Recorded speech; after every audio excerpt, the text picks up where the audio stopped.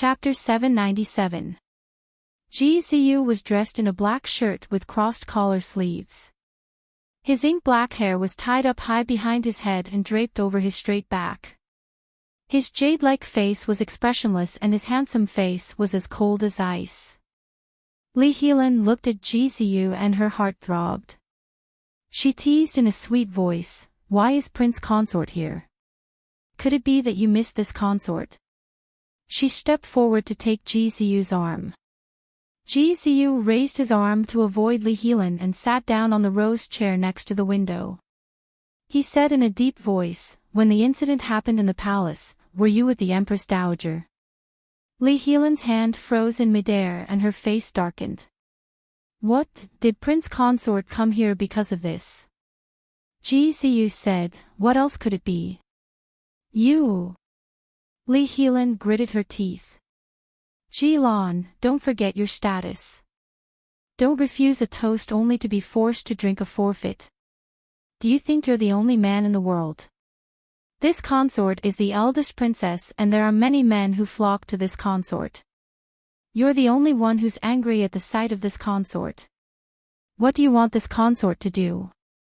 Doesn't the eldest princess get to do whatever she wants?" Li Helan's face was ashen. "You still hate me. If you don't like it, I'll just dismiss those people.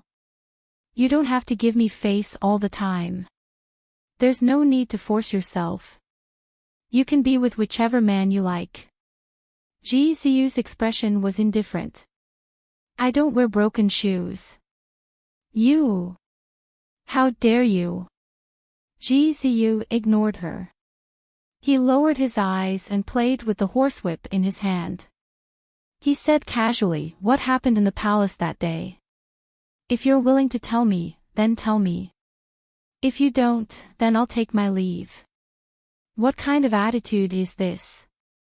Ji Ziyu looked at Li Helan and simply stood up to leave. "Stop." Li Helan was so angry that she stomped her feet. She strode forward and reached out to grab Ji Ziyu's sleeve. If Ji Ziyu didn't want to, who could touch his clothes? Li Helan's hand missed again. "Princess Royal is willing to tell me." Ziyu glanced sideways. Li Helan gnashed her teeth in anger and said, "You came to ask me about something, yet your attitude is so negligent. Do you think I have to tell you?" The corners of Ji Ziyu's lips twitched as he stepped forward again. Looking at his handsome back, Li Helan simply loved and hated him. They were husband and wife after all. No matter how many gigolos she had, she still had to bear children with this man. Besides, which one of her gigolos was as handsome as Ji Ziyu? Moreover, his aura could only be possessed by someone who had been honed on the battlefield. "Stop right there. Am I supposed to ask you to tell me?" Ji Ziyu stopped and turned around to look at Li Helan. Then he walked back into the room and sat down on the rose robe.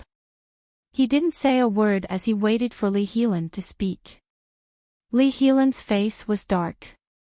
She didn't want to give up the chance to interact with Ji Ziyu, so she could only tell him what had happened in the palace. Ji Ziyu had been playing with the whip with his eyes down. It was as if he didn't take Li Helan's words to heart.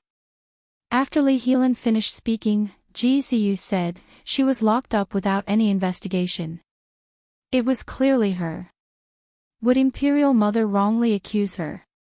Ji Ziyu gave a mocking smile and said, "She was locked up by the Empress Dowager." Li Helan looked at Ji Ziyu's expression and felt an indescribable anger in her heart. She said with dissatisfaction, "Why does husband care about that cheap woman? Whether she lives or dies, what does it have to do with you?" Ji Ziyu didn't reply. This time, he got up and walked away. Li Helan couldn't catch up to him even if she wanted to. "Come back. Ji Lan, come back here." Ji Ziyu didn't even look back, but he quickly walked away. Li Helan clenched her fists. Her back was tense and her shoulders were tense. She gritted her teeth as she looked in the direction Ji Ziyu left. Her eyes gradually turned red. This was her husband-in-law. He spoke to her with such an attitude. She knew that GZU cared about her gigolos. However, GZU was so cold to her and didn't give her any face. She was the eldest princess. Could it be that she couldn't find her own happiness? GZU had wronged her like this, so why should she endure it? GZU quickly left the eldest princess' residence.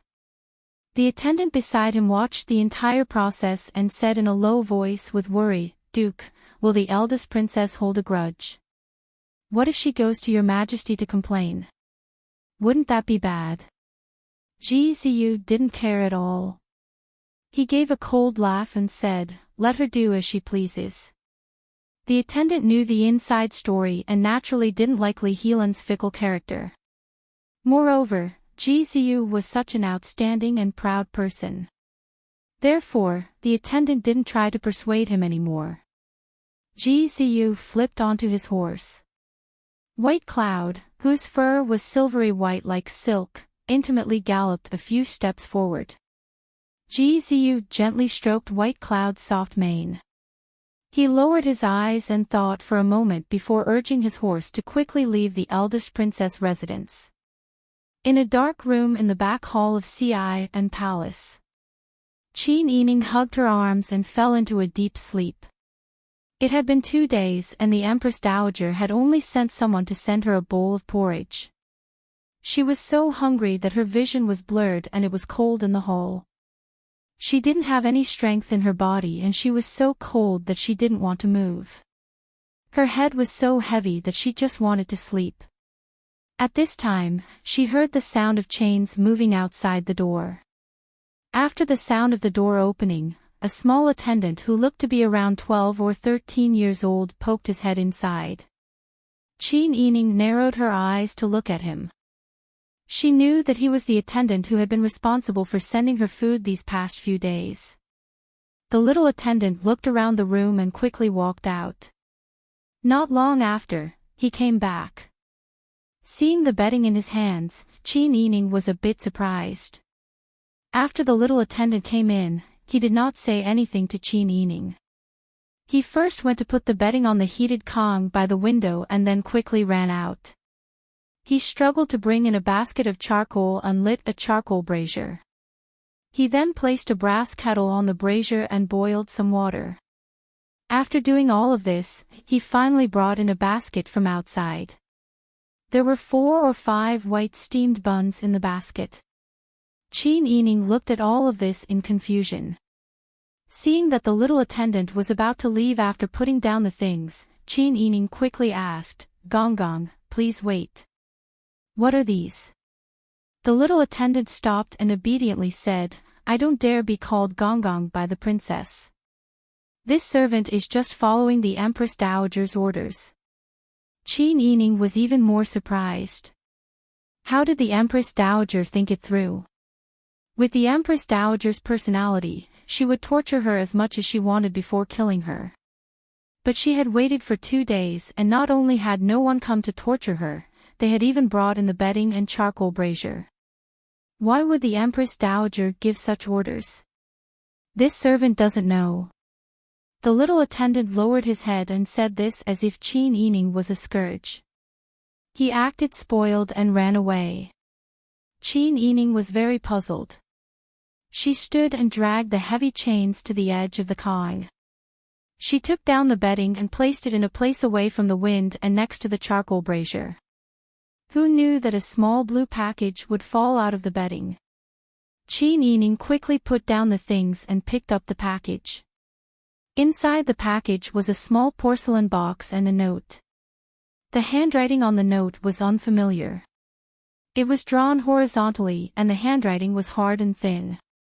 With one look, she knew that the owner of the handwriting was arrogant and cold. The content of the note was very simple. Other than saying that the porcelain box contained the cream for blood circulation and blood stasis, there were only 4 simple words: endure and wait. Qin Yining looked over the note in confusion. The ink and paper used were the most common and she could not find any flaws. She could not think of anyone who had the ability to make the Empress Dowager order someone to send her something and even send the cream inside. But this way, she could live a bit more comfortably. Qin Yining put the note into the burning charcoal brazier. She watched as the note was licked by the flames and disappeared in the blink of an eye. Only then did she feel at ease. She wrapped the blanket around her and sat next to the charcoal brazier to warm herself while applying the medicine. Chapter 798. You came from the Empress Dowager. Li Qitian rubbed the space between his eyebrows. His eyes were slightly dark. It was obvious that he hadn't slept well in the past 2 days. Ji Ziyu cupped his hands and answered, yes. How rare. Li Qitian closed his eyes and continued to rub the space between his eyebrows. The jade ring on his thumb glowed with a fluorescent green light. But what nonsense did Lan do again? Ji Ziyu said bluntly, this subject went there because of the Prince Zhongshuan's consort. Oh. Li Qitian's hand paused, and he abruptly opened his eyes. At first, he was surprised that Ji Ziyu would be so blunt. Ji Ziyu said, this subject was afraid that the Empress Dowager would starve her to death. If she was tortured to death before the case was closed, it would damage the imperial family's reputation. Li Qitian heard this and couldn't help but laugh. It's rare for you to be so honest. You're right.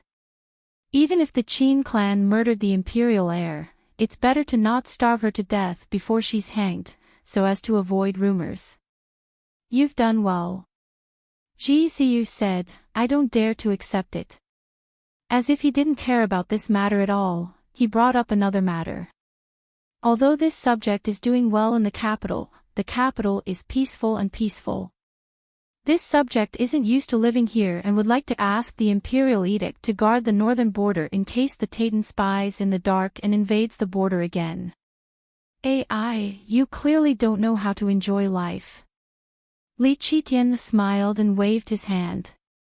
He stood up and paced around the desk with his hands behind his back. He walked to Ji Ziyu's side and patted him on the shoulder. This subject has seen you go on campaigns all year round and spend all your time with those uncouth soldiers in the army. It's getting more and more boring. Let's not talk about other things. Look at Pang Zhishi. She has a son now. Look at this subject. After so many years of campaigning, I also have a legitimate son. You should think about the important things in your life. Li Qitian blinked a few times, then smiled and said, oh, this emperor also knows that Lan has gone too far. But you ought to have a legitimate son. As long as you have a legitimate son, we will not interfere with how many concubines and maids you want to have. We will also control Lan. In Beiji, the emperor's son-in-law or the guest of honor were not allowed to take concubines, but he allowed Ji Ziyu to take concubines. The only condition was that she had to give birth to a legitimate son with Li Helan. This was already an extra favor from him. Ji Ziyu naturally understood what Li Qitian meant. He smiled and said, this subject obeys. Li Qitian patted Ji Ziyu's shoulder again with satisfaction. We also know that you have been wronged. However, he was a man. Establishing his career was the most important thing. He couldn't put all his thoughts on love. How many women could be relied on? For example, Pang Zhishi. Look at him. If it weren't for the scourge of the Qin clan, Pang Zhishi wouldn't have made so many mistakes. Li Qitian's voice was full of ridicule. Pang Zhishi disobeyed the imperial edict because of her. He also secretly trained his soldiers because of her. We think that this woman should be eliminated as soon as possible to prevent Pang Zhishi from making more mistakes. Ji Ziyu said expressionlessly, Your Majesty can make the decision. However, the fingers hidden in his sleeves couldn't help but twirl. Li Qitian glanced at Ji Ziyu and smiled with satisfaction. He turned and said solemnly, as for the Qin clan's intention to harm the imperial heir, it is truly difficult for us to deal with. Although she has committed such evil deeds, Peng Zhishi is still our sworn brother. We still have the friendship of conquering the world together. If we don't deal with this matter properly, we are afraid that it will affect our brotherly relationship and cause others to gossip about us. Ji Ziyu's heart turned cold when he heard this. Your Majesty doesn't intend to investigate at all and has already convicted them. It seems that the Qin clan will definitely be eliminated. He lowered his head and said, Your Majesty's intention is. We intend to invite the nobles and their families who fought with us to be present as witnesses. After all, we fought for the world together. Peng Zhishi is not an outsider. Since his wife has committed such a crime, we can't bear to hand the Qin clan over to the imperial clan court or the three divisions. We want to deal with them personally in front of our own people. It can also be considered an explanation to Peng Zhishi.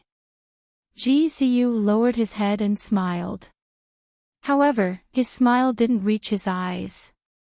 Your Majesty is wise. Ha! Li Qitian laughed heartily. We knew that you would understand our difficulties. Ji Ziyu remained silent and didn't say a word. However, Li Qitian knew Ji Ziyu's temperament. He knew that he wasn't someone like Pang Xiao, who was used to talking nonsense. Although this kind of person was indifferent, he was more reliable.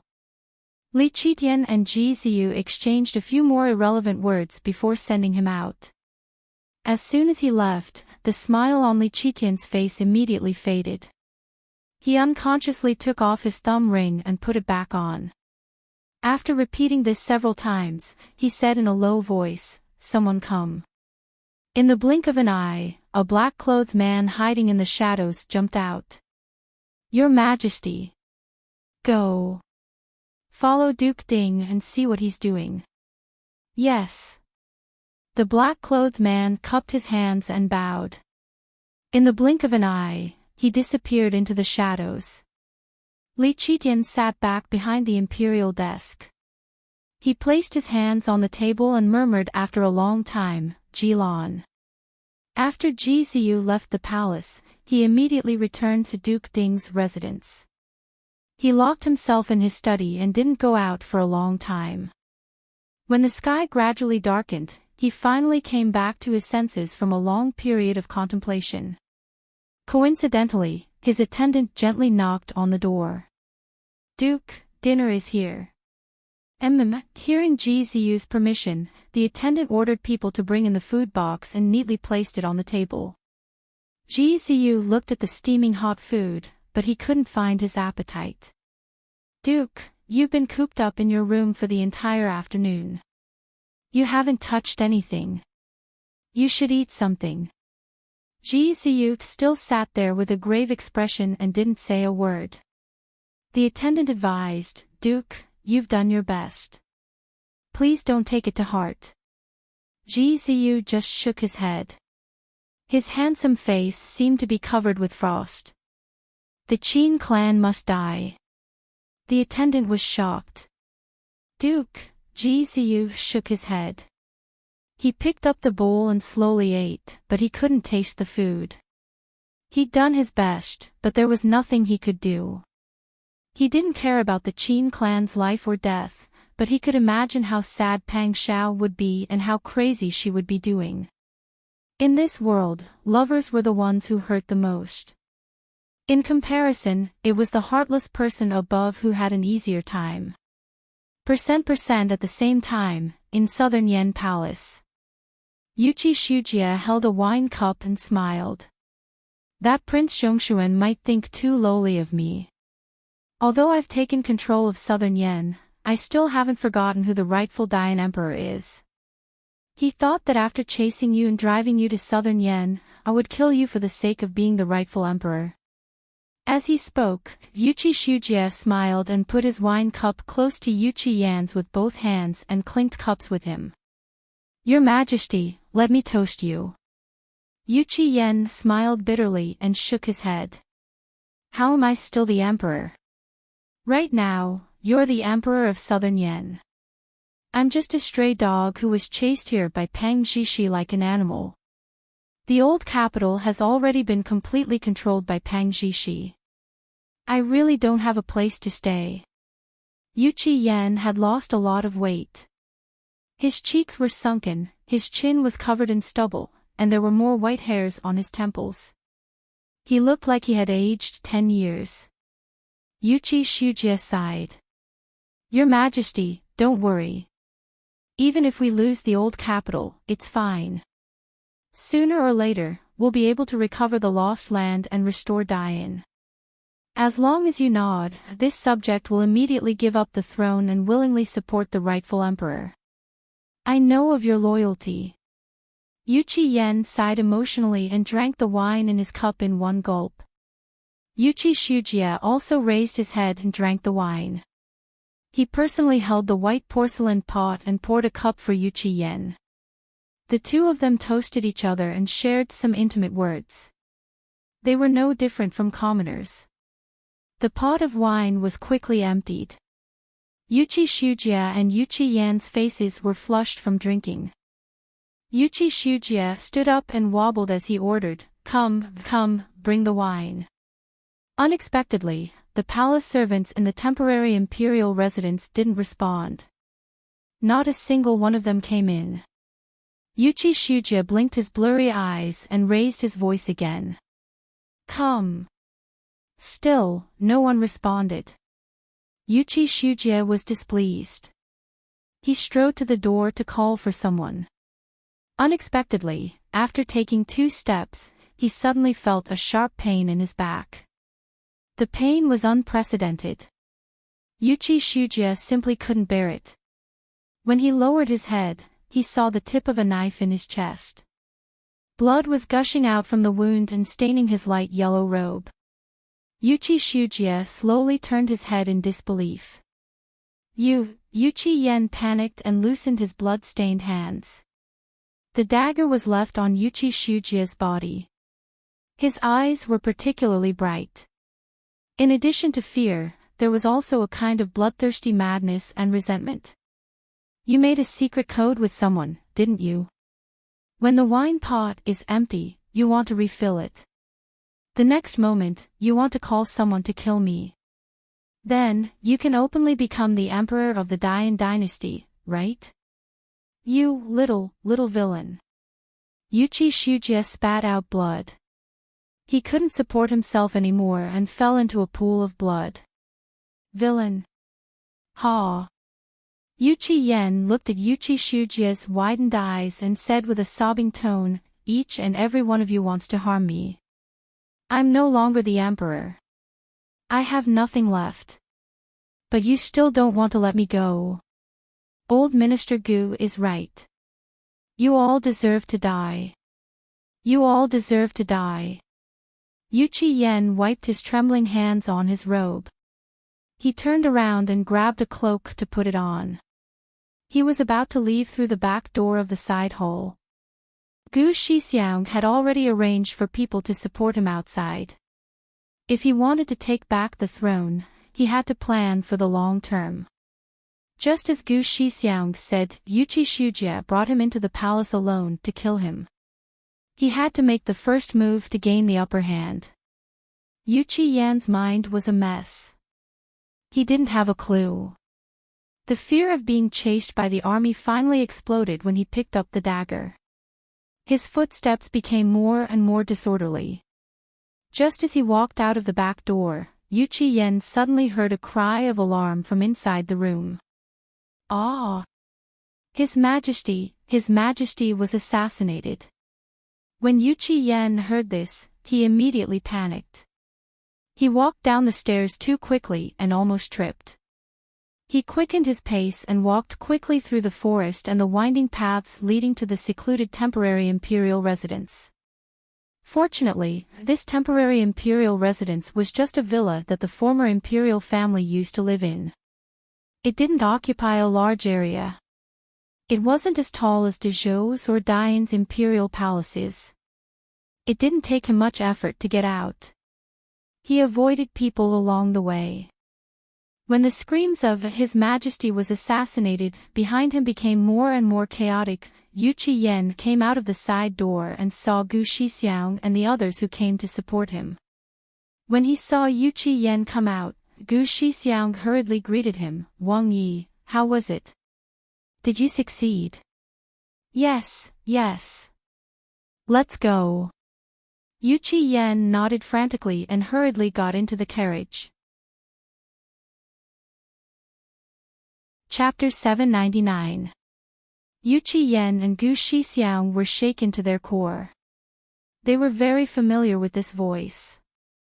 It was Pang Shao. Suddenly, torches lit up all around them, like stars in the night sky. However, in the eyes of Yu Qiyan and Gu Shixiang, they only felt a chill in their hearts.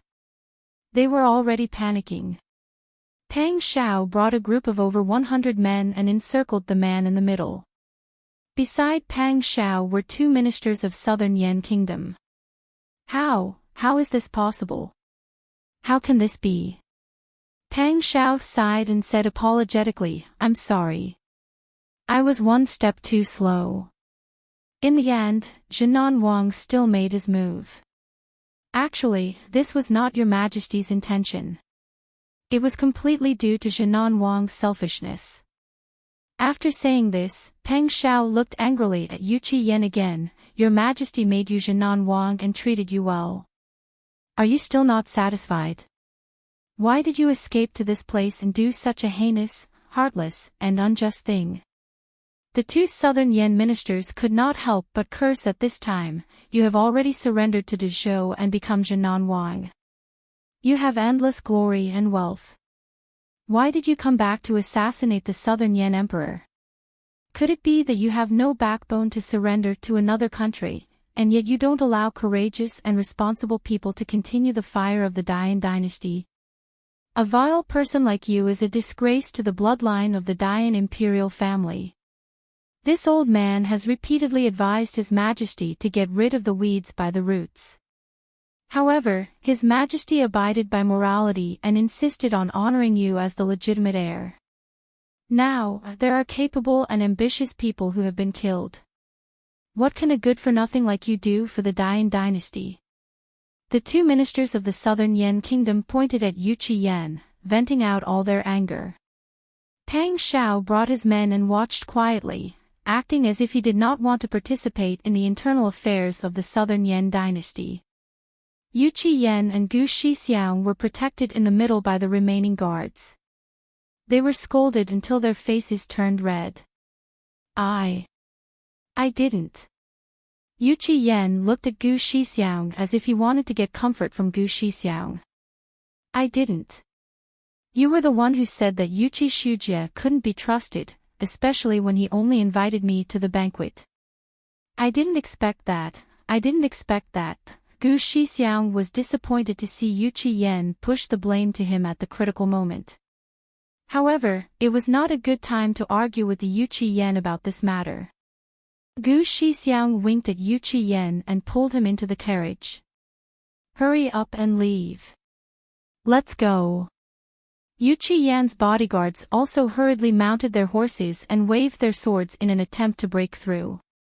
The coachman shook the reins and drove the carriage forward at a very fast speed, crashing and crashing all the way forward. The soldiers near the encirclement panicked and immediately fled in all directions, allowing the carriage to break out of the encirclement. Pang Shao said anxiously, "Chase after them." "Yes." The soldiers with torches in their hands ran like mad. However, with 2 legs chasing after 4 legs, they were still at a disadvantage in the end. Pang Shao turned to appease the officials of the Southern Yan dynasty and discussed Yuqi Shujie's funeral and the future of the Southern Yan dynasty. Everything was going according to plan. In just one night, the news that the ruler of the fallen country, Yu Qiyan, assassinated Yuqi Shujie for a high position and a generous salary spread to everyone. This sinner who handed over the Dayan dynasty to others not only shamelessly became the Jinan Prince of Dezhou, but also turned around and killed the emperor of the Southern Yan dynasty. If he killed Yuqi Shujie for the sake of ascending to the throne, and then sat on the throne himself, he would also be called an ambitious and ruthless person. However, he fled to Dezhou after killing someone. It was obvious that he worked for the Emperor of Dezhou. The people of the Southern Yan dynasty despised such a despicable person who forgot his ancestors. The officials of the Southern Yan dynasty were also very angry. But in the end, they had lost their backbone. Yuqi Yan had run away, and Yuqi Shujie was dead. There was no one decent enough to take over this mess in the imperial family of the Yan dynasty. They had no idea what to do. In a dark room at the back of the CI and palace, Qin Yining used her long fingernails to draw the last stroke of the fourth character on the wall. She had been locked up here for 20 days. During this time, only the small eunuch came to deliver food once a day. The Empress Dowager seemed to have lost interest in her and never saw her again. She also didn't arrange for anyone to torture her. Qin Yining's injuries were almost healed. It was all thanks to the miraculous effect of the small box of ointment. However, she could only use water to wipe her face and hands every day without being able to bathe. She was in a very sorry state. Qin Yining didn't know what was going on outside and felt very uneasy. With the Empress Dowager's temper, she didn't even touch her.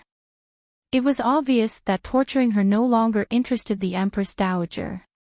Or perhaps, with her current situation, she didn't deserve to be tortured by the Empress Dowager. While she was deep in thought, the sound of chains suddenly came from outside the hall. Qin Yining was a bit confused. The eunuch came once a day to deliver food. He had already delivered food today, so why was he here again? The double doors were completely opened, and the Empress Dowager's elderly servant walked in. She looked at Qin Yining, who was standing dignified and in a sorry state, and sneered, "Princess consort, please." Qin Yining frowned. "Where are we going?" "This is your Majesty's decree. Don't waste your breath." The elderly servant turned around and led the way. Qin Yining's heart skipped a beat. She suddenly had a feeling that, it's finally here. After walking out of the door, Qin Yining squinted her eyes uncomfortably.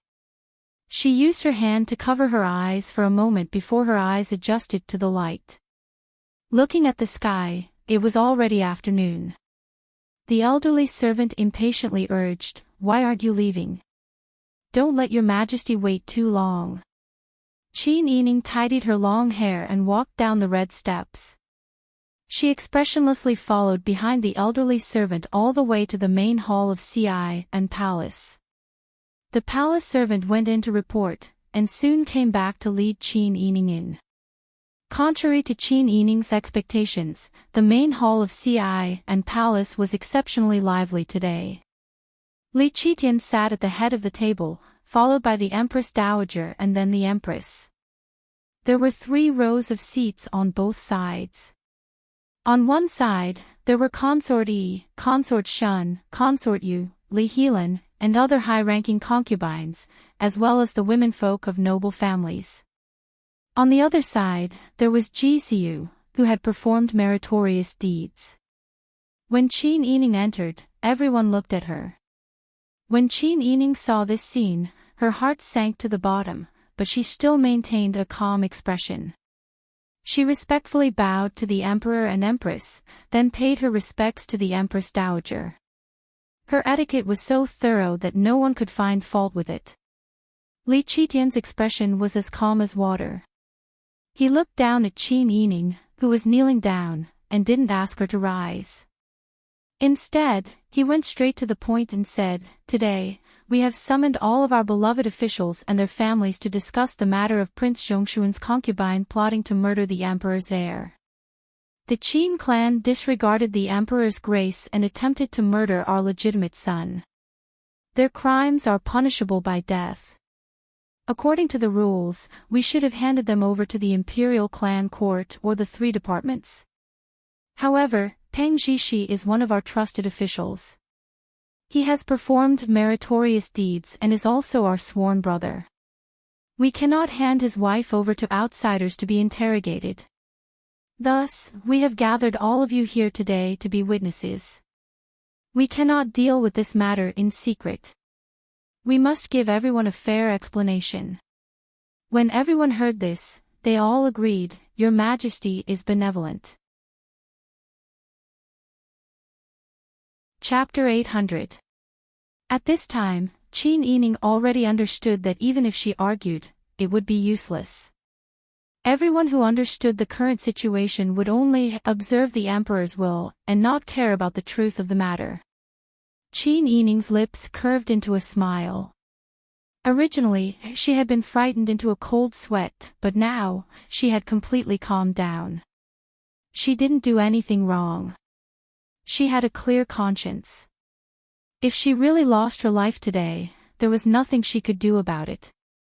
From the day she married Pang Xiao, she had already made a choice for her future. Even if she lost her life, she would have regrets, but she would not regret it. When Li Qitian saw that Qin Yining was tactfully silent, the rebuttal she had prepared was now useless. Her chest was choked with anger, and she felt inexplicably suffocated. She really was as difficult to deal with as Pang Zhishi. Who would have thought that the Qin clan would actually do such a thing? Finally, a clever noble lady spoke up, so that Li Qitian's words would not become awkward. Soon after, some people reacted and followed the emperor's will to condemn Qin Yining's numerous crimes.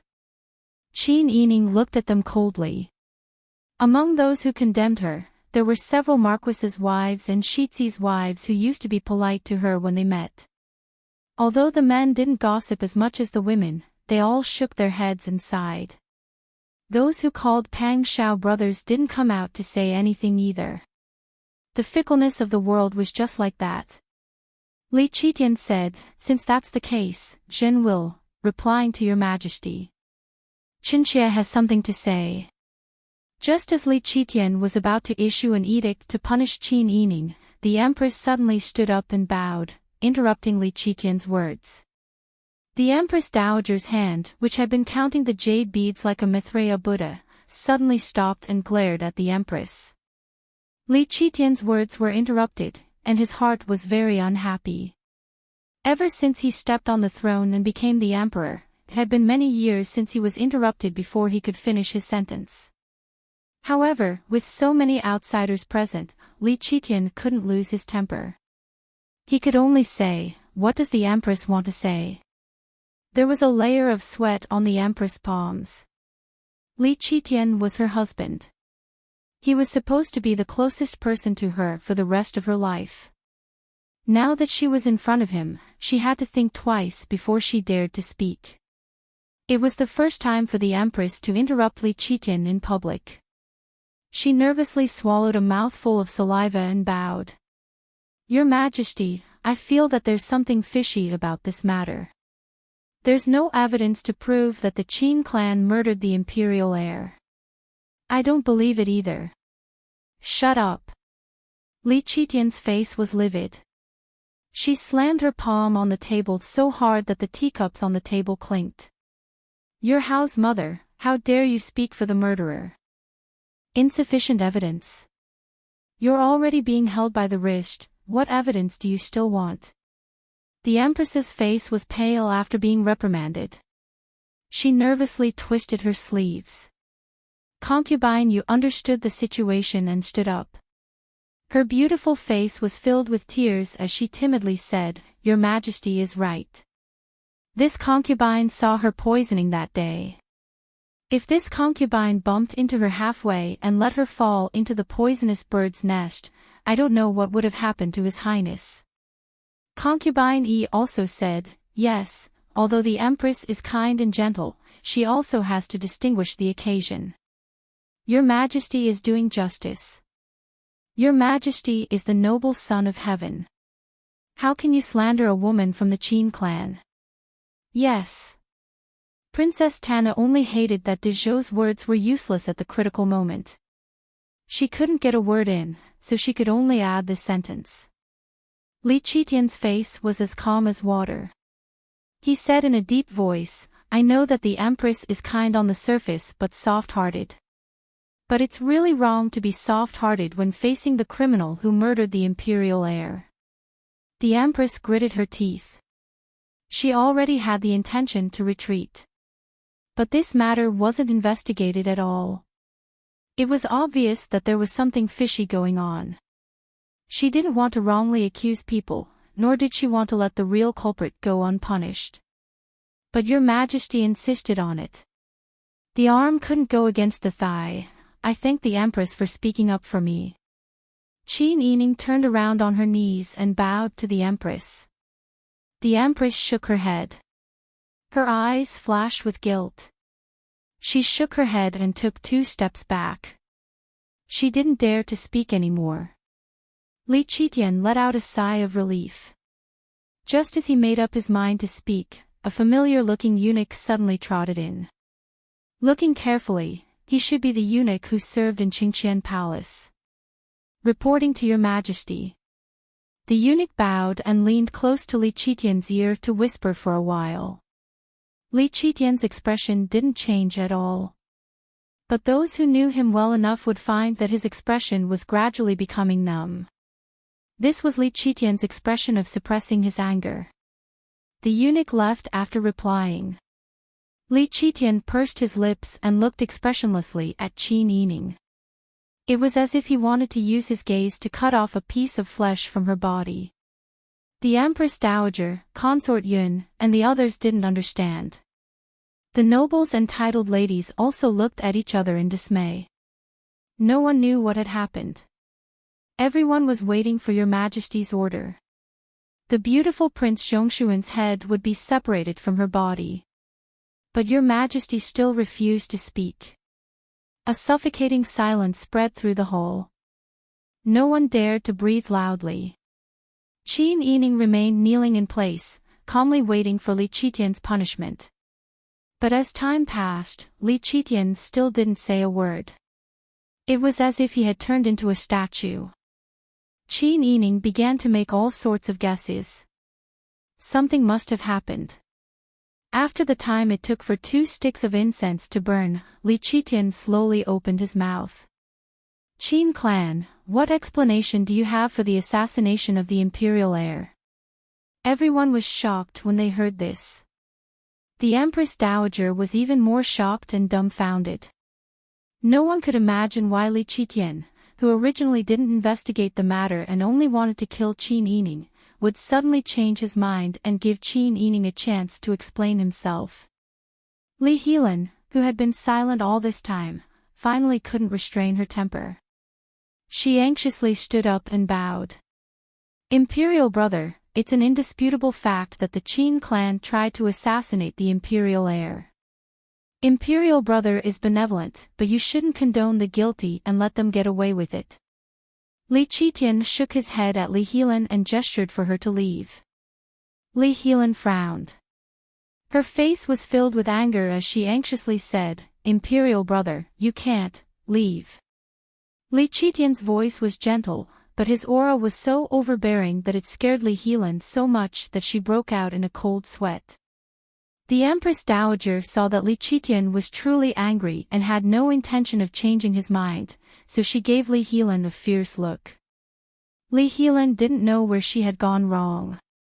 She felt wronged and tears welled up in her eyes.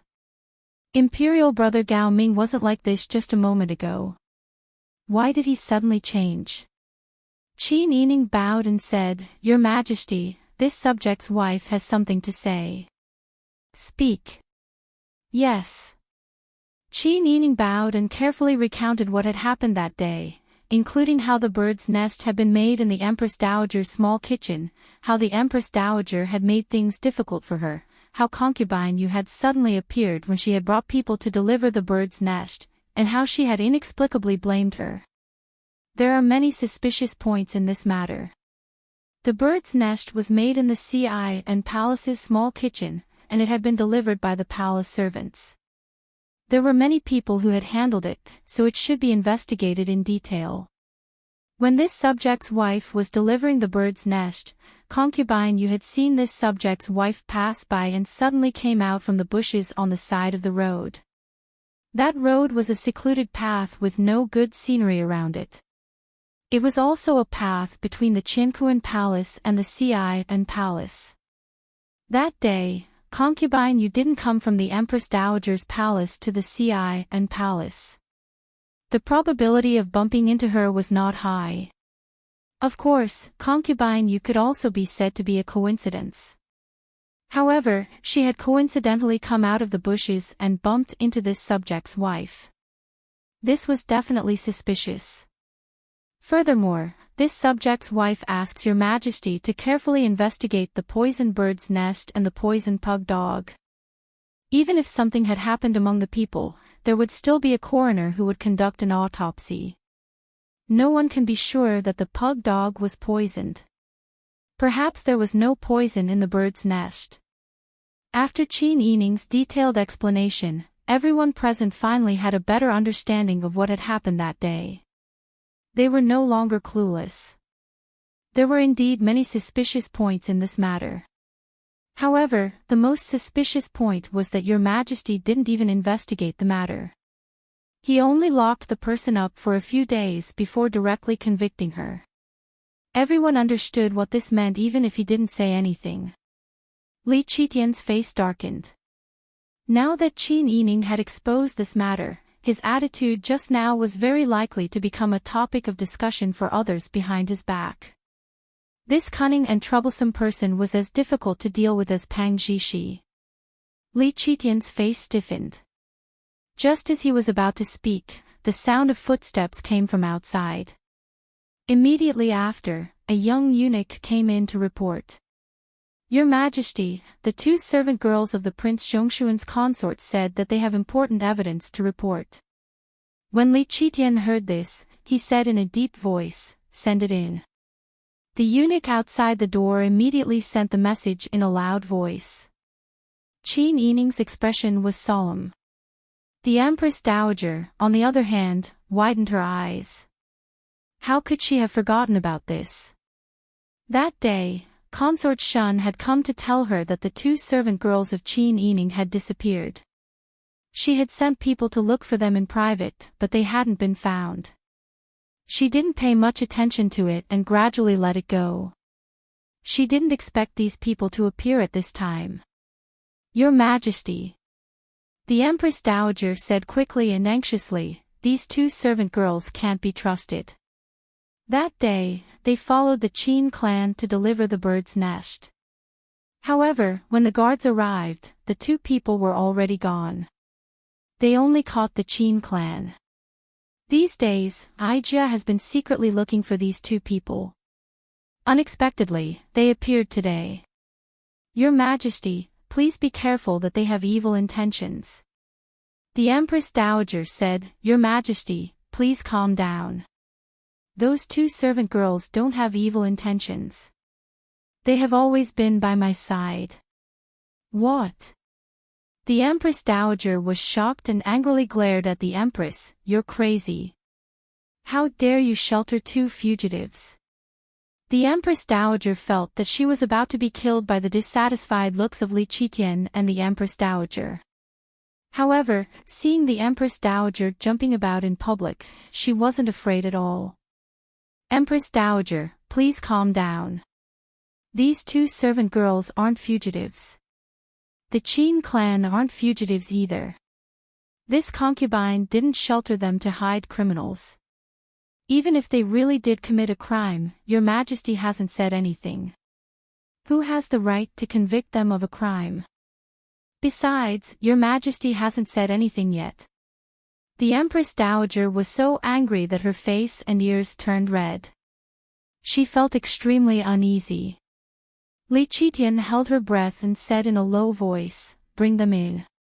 Zhen wants to see what they have to say. At this time, Qin Yining was very grateful.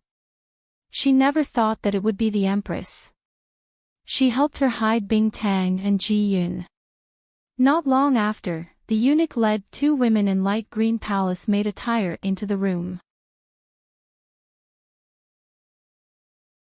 Chapter 801. Li Qitian's face darkened as he looked at the two maids who were dressed in ordinary clothes. He would never have thought that there would be people who would do qin eating by the Empress' side. What evidence do you have? Speak. Li Qitian's tone was very impatient, and he wanted to quickly end this matter. Bing Tang took out two small porcelain boxes from her sleeve and placed them on the ground in front of her. She kowtowed and said, "Replying to your Majesty, this is the evidence that this servant took from the overturned bird's nest and the dead pug's mouth." The nobles and womenfolk all stretched their necks and looked at the two porcelain bottles on the carpet. Some of the womenfolk even picked up their handkerchiefs to cover their noses and mouths, as if they had smelled something strange. Bing Tang said, "This servant has some medical skills. These days, this servant has used many methods and finally confirmed that the bird's nest is indeed poisonous and the pug was indeed poisoned to death. However, the poison in the bird's nest and the poison in the pug are two different poisons." As soon as he said this, everyone was stunned for a moment. The Empress Dowager was shocked and couldn't help but clench her hands. Her elbows hit the small table beside her, making a loud sound. She didn't even realize it. Li Qitian and the Empress were close to her, so how could they not see the Empress Dowager's strange behavior? They looked at the Empress Dowager in confusion, but found that the Empress Dowager's face was tense, her teeth were clenched, and her eyes were gloomy as she stared in one direction. The direction the Empress Dowager was looking at was where Li Helan, concubine Yu, and imperial concubine Yi were sitting. Li Qitian narrowed his eyes. The Empress grabbed the armrest of her chair. Her eyes were full of shock and disbelief as she looked back at Li Qitian. The husband and wife looked at each other and saw the answer in each other's eyes. Bing Tang continued, "After this servant analyzed it, this servant found that the poison in the pug was ordinary arsenic. However, the poison in the bird's nest is not ordinary. Could it be crane's head red or peacock's gallbladder?" Someone asked curiously. Bing Tang shook his head. Neither. This kind of poison came from Nanjiang, and it was not widely spread in Jianghu. It was said that there were some tribal leaders in Nanjiang who would first feed the food to their cats and dogs to determine whether it was poisonous or not. Someone found this poison in order to murder the chief of the tribe, and the assassination was successful despite the chief's strict defense. Bing Tang looked up at Li Qitian, then lowered his head and said, "Your Majesty, this poison is only effective on humans. It has no effect on animals. There's actually such a poisonous thing." Li Qitian was astonished. Every meal he had, although there was a servant who tasted the poison, it still made one's heart tremble when they heard it. Yes, this poison is called dream death. When a person is poisoned, their brain and meridians will be paralyzed, and they will die instantly. It's not like the crane's head red and the other poisons that take a while to act up. Bing Tang raised his head again and said, "In other words, dream death is only effective on humans, and once it's used, there's no cure. It's not like crane's head red, which has a time limit and can be cured." Bing Tang's voice fell, and the hall fell silent. The noble family members who had previously dared to talk in agreement with Li Qitian were now like quails with their feathers on fire, not daring to say anything. Everyone knew that this person had taken a poison that would cause a quick death. What did it mean for it to appear in the palace?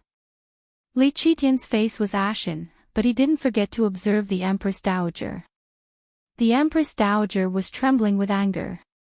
Under the Empress Dowager's gaze, Li Helan's face was grave, while Consort Yun and Concubine Yu were suppressing their panic, their faces ashen.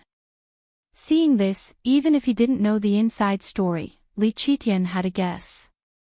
The Empress also noticed this and timely said, "Your Majesty, Qinxie thinks that you should ask Concubine Yu about this." Concubine Yu's pug was clearly fed arsenic in advance.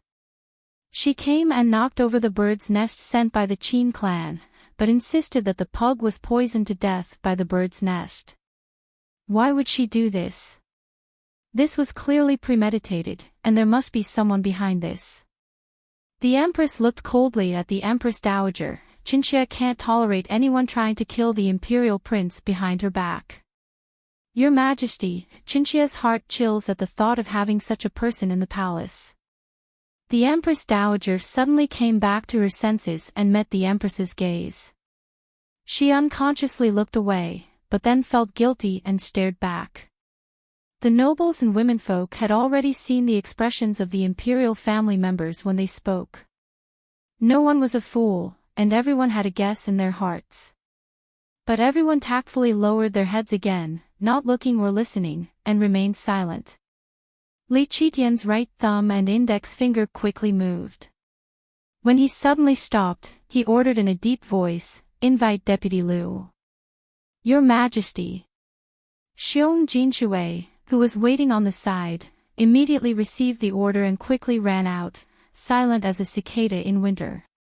In less than half an hour, the white-haired Deputy Liu rushed over, panting, carrying a medicine box. He took the evidence and retreated to the trees to examine it. At this time, Qin Yining, Ji Yun, and Bing Tang were still kneeling in place. The nobles and womenfolk also didn't say a word. Li Qitian's fingernails lightly tapped on the small table. His eyes looked around, finally landing on Concubine Yi and Concubine Yu. With his intelligence, he could already figure out the entire situation. Who didn't want the Imperial Prince to die and wanted to harm Qin Yining? It could be the Empress Dowager. So the Empress Dowager arranged for Concubine Yu to block the way and ensure that the bird's nest wouldn't enter Cunning Palace. Who wanted the Imperial Prince to die in this incident? Then it could only be Concubine Yi and Concubine Yu. But Concubine Yu had clearly been instructed by someone to use arsenic to block the way. Presumably, she didn't know the reason, or perhaps she did, but was just a chess piece. What about Concubine Yi? She relied on her beauty, high status, and good family background. If the eldest prince died, she would have hope if she had any children in the future. Moreover, Concubine Yi was the Empress Dowager's niece and could enter Ci and palace at will. She had enough motive to secretly switch the poison behind the Empress Dowager's back. Truly vicious. If one didn't think about it carefully, it wouldn't be clear. The dirty matters in the harem were obviously no less than those in the previous dynasty. Before Deputy Liu came, he had already heard Xiong Jinshui explain the situation. Now that he had a direction to investigate, it took him less than an hour to obtain the results of the examination. Replying to Your Majesty. After this official's examination, one of the two poisons is the commonly seen arsenic, while the other is a poison. This old official still needs to examine it carefully to know the results, but I can confirm that they are indeed two different poisons. Everyone continued to remain silent. At this time, Li Qitian's face was ashen. Qin Yining kowtowed and said, "This official's wife was ordered to enter the palace to accompany concubine Shun. Before entering the palace, all of my clothes and accessories were carefully inspected and confirmed that there were no dangerous poisons brought into the palace. The bird's nest was made in the small kitchen of Ci and palace. When the palace servants brought it over, this official's wife was only carrying a food box. This official's wife could have poisoned it, but there was no reason to poison it. Thinking about it carefully, Concubine Yu brought the poisoned pug dog to block the way and deliberately knocked over the food box. She used the pug dog's death to expose the poison in the bird's nest. It seems like someone knew that the bird's nest was poisoned and didn't want the imperial prince to be harmed. They also didn't want to miss the opportunity to slander this official's wife, so they ordered Concubine Yu to knock it over. Your Majesty, please interrogate Concubine Yu. The real culprit will definitely be caught." Qin Yining kowtowed and continued to kneel in place. Chapter 802. Even if he hadn't poisoned Pang Xiao this time, Li Qitian would have thought of a way to plan an accident to test Pang Xiao's attitude. Coincidentally encountering this matter, Li Qitian simply took advantage of this matter to vent his anger. But he didn't think that poisoning would create such a big loophole. Li Qitian didn't know if he should be angry that his son was poisoned or angry that this group of idiots didn't do things properly. Li Qitian's anger surged. But the angrier he was, the calmer his expression was and his voice was gentle. Consort Prince Xiongxuan, stand up and have a seat. Your Majesty is wise and observant. Chenfu is endlessly grateful. Qin Yining bowed. When she stood up, her knees hurt so much that she couldn't help but stagger. Ji Yun and Bing Tang hurriedly supported her arms. Looking at the wrist that they didn't notice, Bing Tang and Ji Yun only realized how much weight Qin Yining had lost. The bones on her wrist were protruding and it was a bit painful to hold. Ji Yun's tears immediately poured out. It took a lot of effort to stop the tears from falling. These days, she and Bing Tang ate well and lived well in the Empress Palace. The one who suffered was her master who was locked up by the Empress Dowager. But their words carried little weight and they couldn't beg the Empress to go to Ci and Palace to disobey the Empress Dowager and treat Qin Yining well. The Empress was benevolent enough to give them time and materials to study poisons. They could only wait anxiously. If Wang Yi knew that their master had suffered so much, Wang Yi would go crazy. Xiong Jinshui called for a small eunuch to bring a round chair and place it at the head of the seats for the noble families. Then he politely invited Qin Yining to sit. At this time, everyone was waiting for Li Qitian to express his stance. The matter was very clear. Since it had nothing to do with Qin Yining, then someone must have framed her. And it was clear that the problem was with concubine Yu. Li Qitian called everyone to watch. He wanted to show his benevolence by convicting Qin Yining without an investigation. Now that it had happened, the best way was to interrogate concubine Yu on the spot and give Qin Yining justice. Only then could he completely clear his name. But after waiting for a long time, Li Qitian didn't express any stance and didn't have any intention of interrogating concubine Yu. Those who were observant came up with several versions of the story in their hearts. They lowered their eyes to hide their thoughts. Li Qitian was caught between a rock and a hard place. He didn't want to reveal the inside story in front of others, but he had to give an explanation in public. Hope concubine Yu was smart. Otherwise, he would make concubine Yu's regret. Yu Pin. Li Qitian's cold gaze landed on Yu Pin. Concubine Yu was already trembling in fear. Her body was weak. Li Qitian's voice pulled her back to reality. She immediately stood up.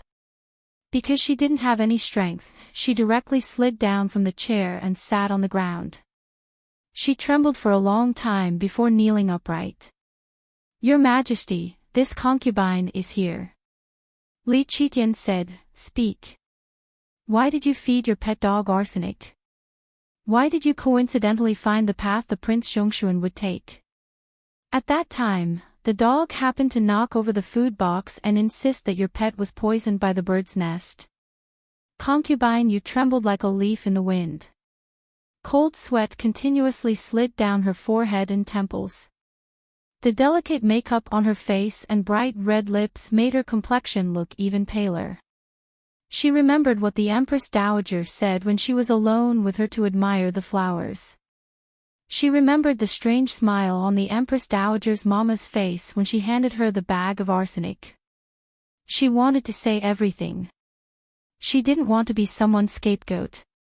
But now that concubine Yu realized, if she didn't become the scapegoat, even if the Empress Dowager didn't retaliate against her family, Your Majesty wouldn't let them go. Didn't you see how Your Majesty acted when he wanted to kill the Prince Xiongxuan's concubine? She was just an unfavored concubine. How could she compare to a Wang Fei who relied on her husband's status? Thinking of this, concubine Yu couldn't help but feel shocked and aggrieved. She said with tears and snot, Your Majesty, this concubine knows her wrongs. It was this concubine deliberately framed Wang Fei. The Empress sat up straight. Her muscles tensed as she asked, "You did it yourself? What grudge do you have with the Prince Zhongshuan's concubine? Why would you do this? Someone must have ordered you to do this." "Right." The Empress Dowager's voice followed. Her voice was sharp as she said, "Someone must have ordered you. Concubine Yu, tell the truth." Concubine Yu understood the Empress Dowager's words were a warning. Concubine Yu's tears flowed even more fiercely. But when she thought of her parents and relatives, her original intention to tell the truth was completely extinguished. Even if she was used as a tool, if she clenched her teeth, her family might be able to survive. If the imperial family had a bit of conscience, her family might be able to live a better life. After making up her mind, Concubine Yu kowtowed and said, "It was this concubine. This concubine saw that the Prince Zhongshuan's concubine was beautiful and could have twins. This concubine was jealous and planned to slander her." "Is that so? Then can you explain?" "Empress." Li Qitian interrupted the Empress's question. In his heart, he scolded this woman who didn't know what was good for her.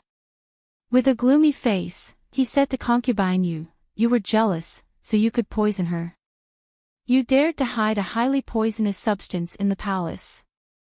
You must be up to no good." Concubine Yu cried even more desperately, "This concubine didn't, this concubine didn't. This concubine was.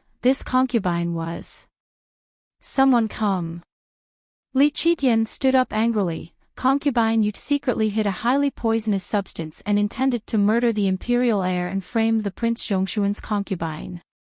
She is really hateful. Immediately banish her to the cold palace. All her servants and attendants are to be beaten to death. "Yes, Your Majesty."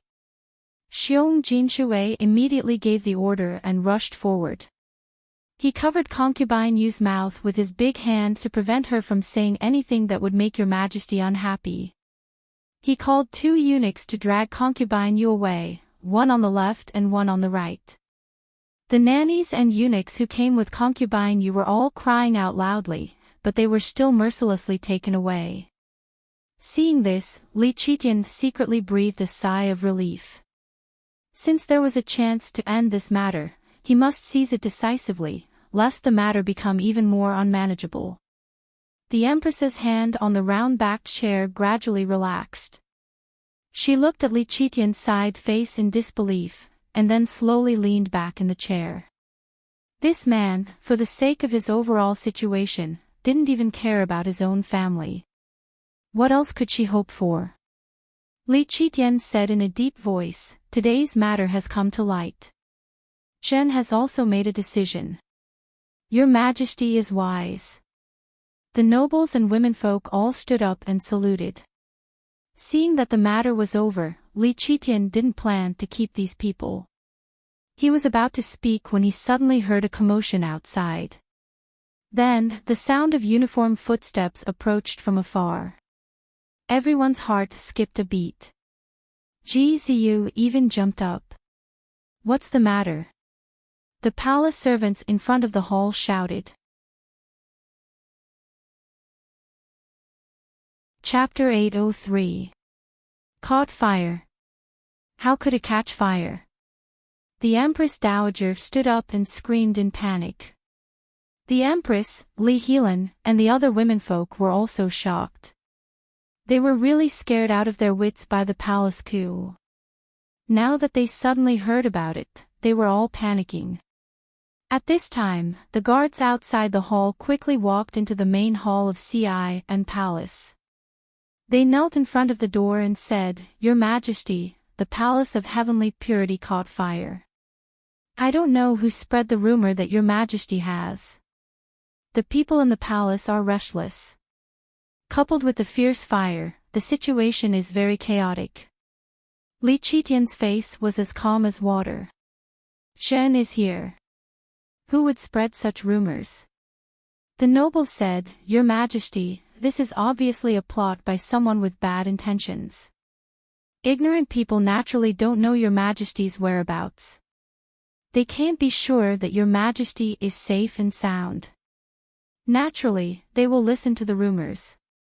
I'm afraid that the plotters are waiting for your Majesty to come out and refute the rumors. They want to take the opportunity to assassinate you. Exactly. It's possible that someone with bad intentions first spread rumors and then secretly besieged Ci and Palace. Your Majesty should quickly evacuate. Everyone was talking at once. The more they analyzed, the more serious their expressions became. At this time, there was another clamor outside the hall. There were palace servants anxiously shouting, "Your Majesty has passed away. The inner palace is going to be chaotic." There were also people shouting, "Quickly run for your life. Your Majesty has passed away. The rebel army is going to attack." The palace servants who had experienced the coup still remembered the incident of seizing the palace. Now that the rumor spread, everyone was so sure that the palace was going to change. Who could remain calm? The palace servants in Ci and Palace didn't dare to breathe loudly. They knew that your Majesty was still sitting inside safe and sound. They wouldn't be scared by such rumors. However, if your Majesty heard the shouts outside, would they still be alive? The palace servants had already trembled and knelt on the ground for fear of angering your Majesty. Li Qitian listened to the shouts outside Ci and Palace and sneered, "It's really strange. Zhen has passed away and Zhen doesn't even know." Ha! Your Majesty, please calm down. Everyone stood up and bowed, trembling as they apologized, "Your subjects are incompetent." Li Qitian waved his hand. "Take a seat. Perhaps someone is impatient and wants to rebel." As he spoke, Li Qitian's gaze fell on Qin Yining. He suspected that Pang Xiao had heard about the Qin Yining incident and rushed back to the capital to cause such a ruckus. If it was really Pang Xiao's rebellion and Qin Yining was still in his hands, he would have one more bargaining chip and one more chance of winning. Some of the womenfolk were so scared that their faces turned pale. Some had already wiped away their tears. The Empress Dowager was so frightened that her entire body trembled. She had never thought that her Ci and Palace would become a target. "Emperor, what should we do?" Li Qitian just smiled faintly. "Mother, you don't have to worry." Some of the nobles tried to persuade him. "Your Majesty should leave this place. The palace servants don't know your Majesty's whereabouts, but the rebels might know. If a group of people really break into Ci and Palace, won't your Majesty be in danger? Your Majesty should quickly hide in a safe place." Many people agreed with one person's suggestion. Li Qitian looked at Ji Ziyu, who had remained silent and expressionless. "Duke Ding, what do you think?" Replying to your Majesty, this subject thinks that it's not a good time to move. Ji Ziyu's words were concise and comprehensive. Li Qitian asked, "Why do you say that?" Ji Ziyu said calmly, "If there really are bandits who intend to harm Ci and Palace, the best thing to do is to guard this place and wait for rescue. If we move around carelessly, we'll be easily targeted and the danger will be greater." Li Qitian smiled and nodded. "My beloved subject's words are reasonable. Your Majesty, your safety is still the most important thing." Someone was still unwilling to give up. Li Qitian stubbornly sat up straight and said resolutely, "We won't leave. We want to see what kind of rebels dare to set fire to the Palace of Heavenly Purity and come to Ci and Palace to arrest us." Li Qitian's words were powerful and resonant. It was obvious that he didn't panic in the face of such a situation. Ji Ziyu stood up and said, "This subject is willing to lead people to the Palace of Heavenly Purity to arrest the bandits and share your Majesty's worries." Li Qitian nodded in agreement. "Arresting the bandits is important, but if you stay here, there will be others who will go to the Palace of Heavenly Purity. Ji Ziyu was a talented commander and was also highly skilled in martial arts. With him by his side, it would be an additional layer of protection. Only a fool would let him go to the Palace of Heavenly Purity to arrest the bandits. At this time, the best plan was to wait and see. Ji Ziyu immediately understood Li Qitian's meaning. He cupped his hands and said, "This subject swears to protect your Majesty's safety with my life." "Very good." Li Qitian nodded with a smile. Ji Ziyu was like a stabilizing force. Hearing that he wouldn't leave, everyone secretly sighed in relief. It was as long as he was here, nothing would happen to Ci and Palace. Li Qitian ordered people to go to the Palace of Heavenly Purity to check the situation. He also had Ji Ziyu command the guards to strictly guard Ci and Palace. The rest of the people stayed where they were and quietly listened to the movements outside. The noise was louder than before. According to the palace servants, Li Qitian, the emperor, had already passed away and the country was about to change dynasties. Everyone present was nervous, especially the empress. Brother Hao was still in the Palace of Heavenly Purity. If something were to happen to the prince, how could she, as his mother, live on? The women and nobles' family members all frowned with worry. If there really was a rebellion in the palace, then staying by Li Qitian's side would be the most dangerous place. Once the rebels really broke in, wouldn't they all become targets? Although they thought this, no one dared to leave at this time. If they really left, wouldn't it be telling Li Qitian that they didn't want to accompany him and that they could die by themselves? Qin Yining's beautiful eyes turned and saw everyone's reaction. He admired Li Qitian's calmness in the face of trouble. Perhaps most of the founding monarchs who had gone through many years of war were not lacking in courage like Li Qitian. The atmosphere in Ci and Palace was oppressive. After sitting for an hour, Ji Ziyu came back quickly to report.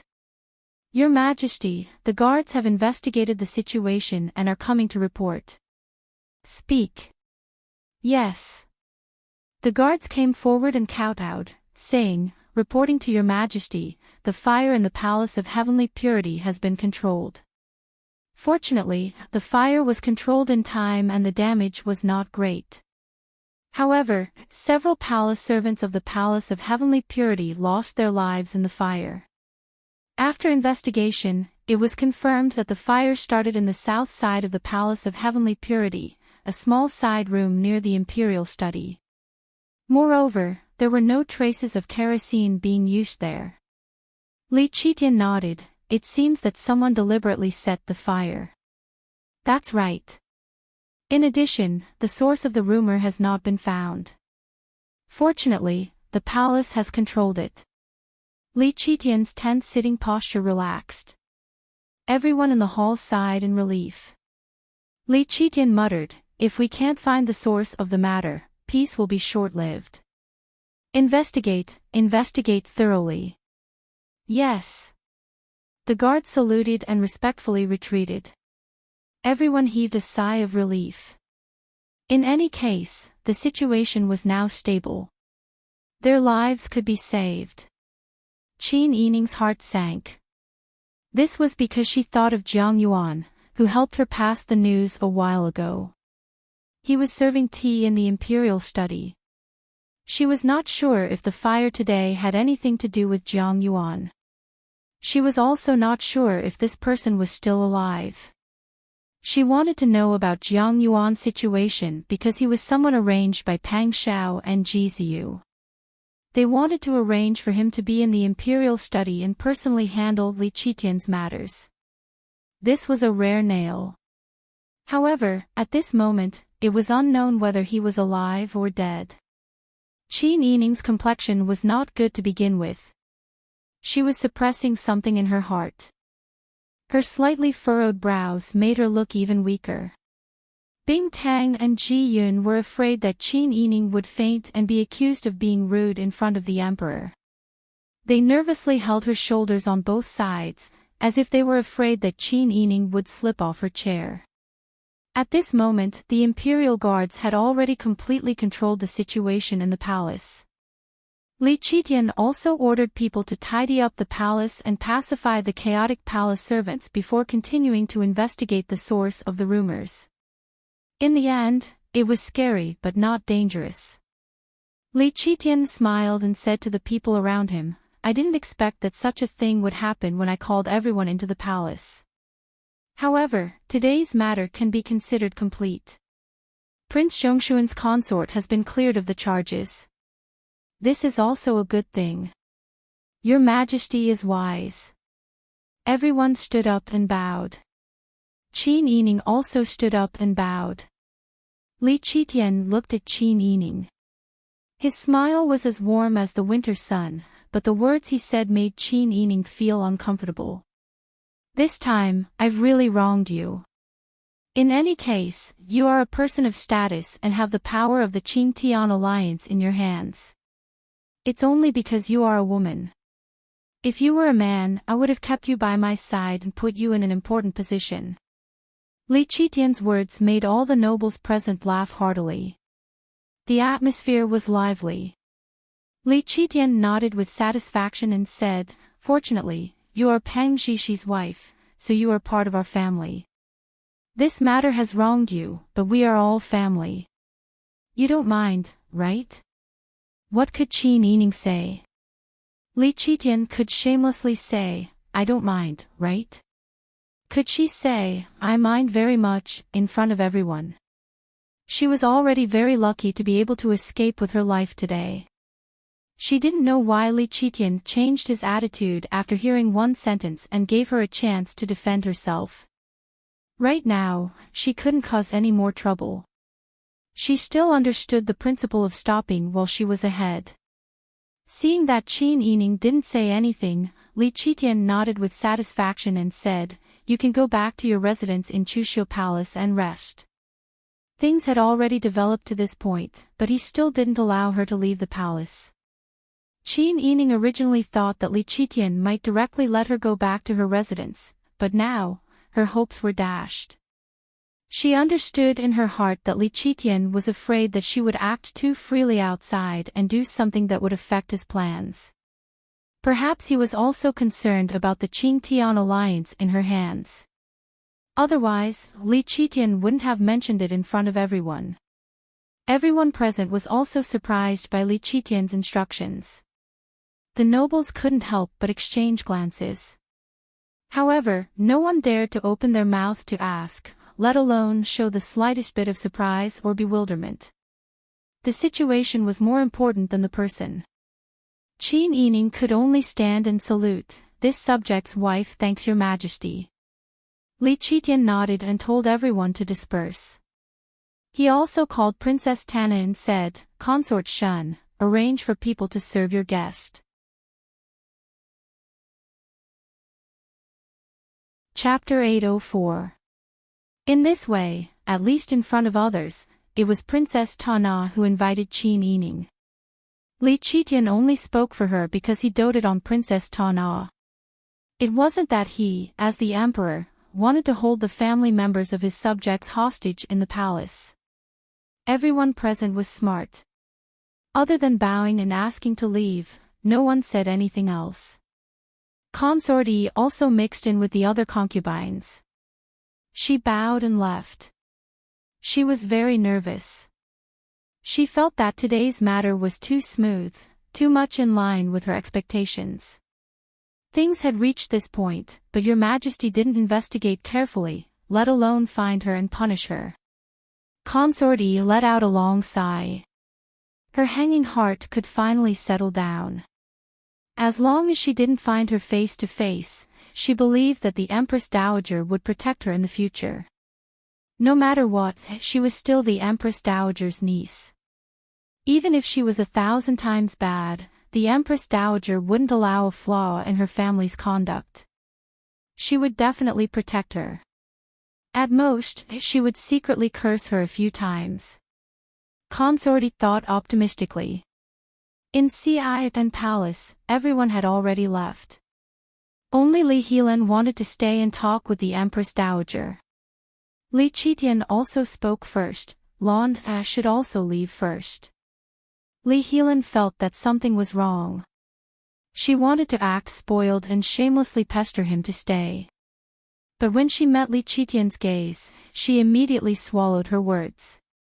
The imperial brother in front of her was no longer the imperial brother who was obedient to her and treated her like a treasure. Li Helan bowed and said, "Yes." She looked worriedly at the Empress Dowager and quickly walked out.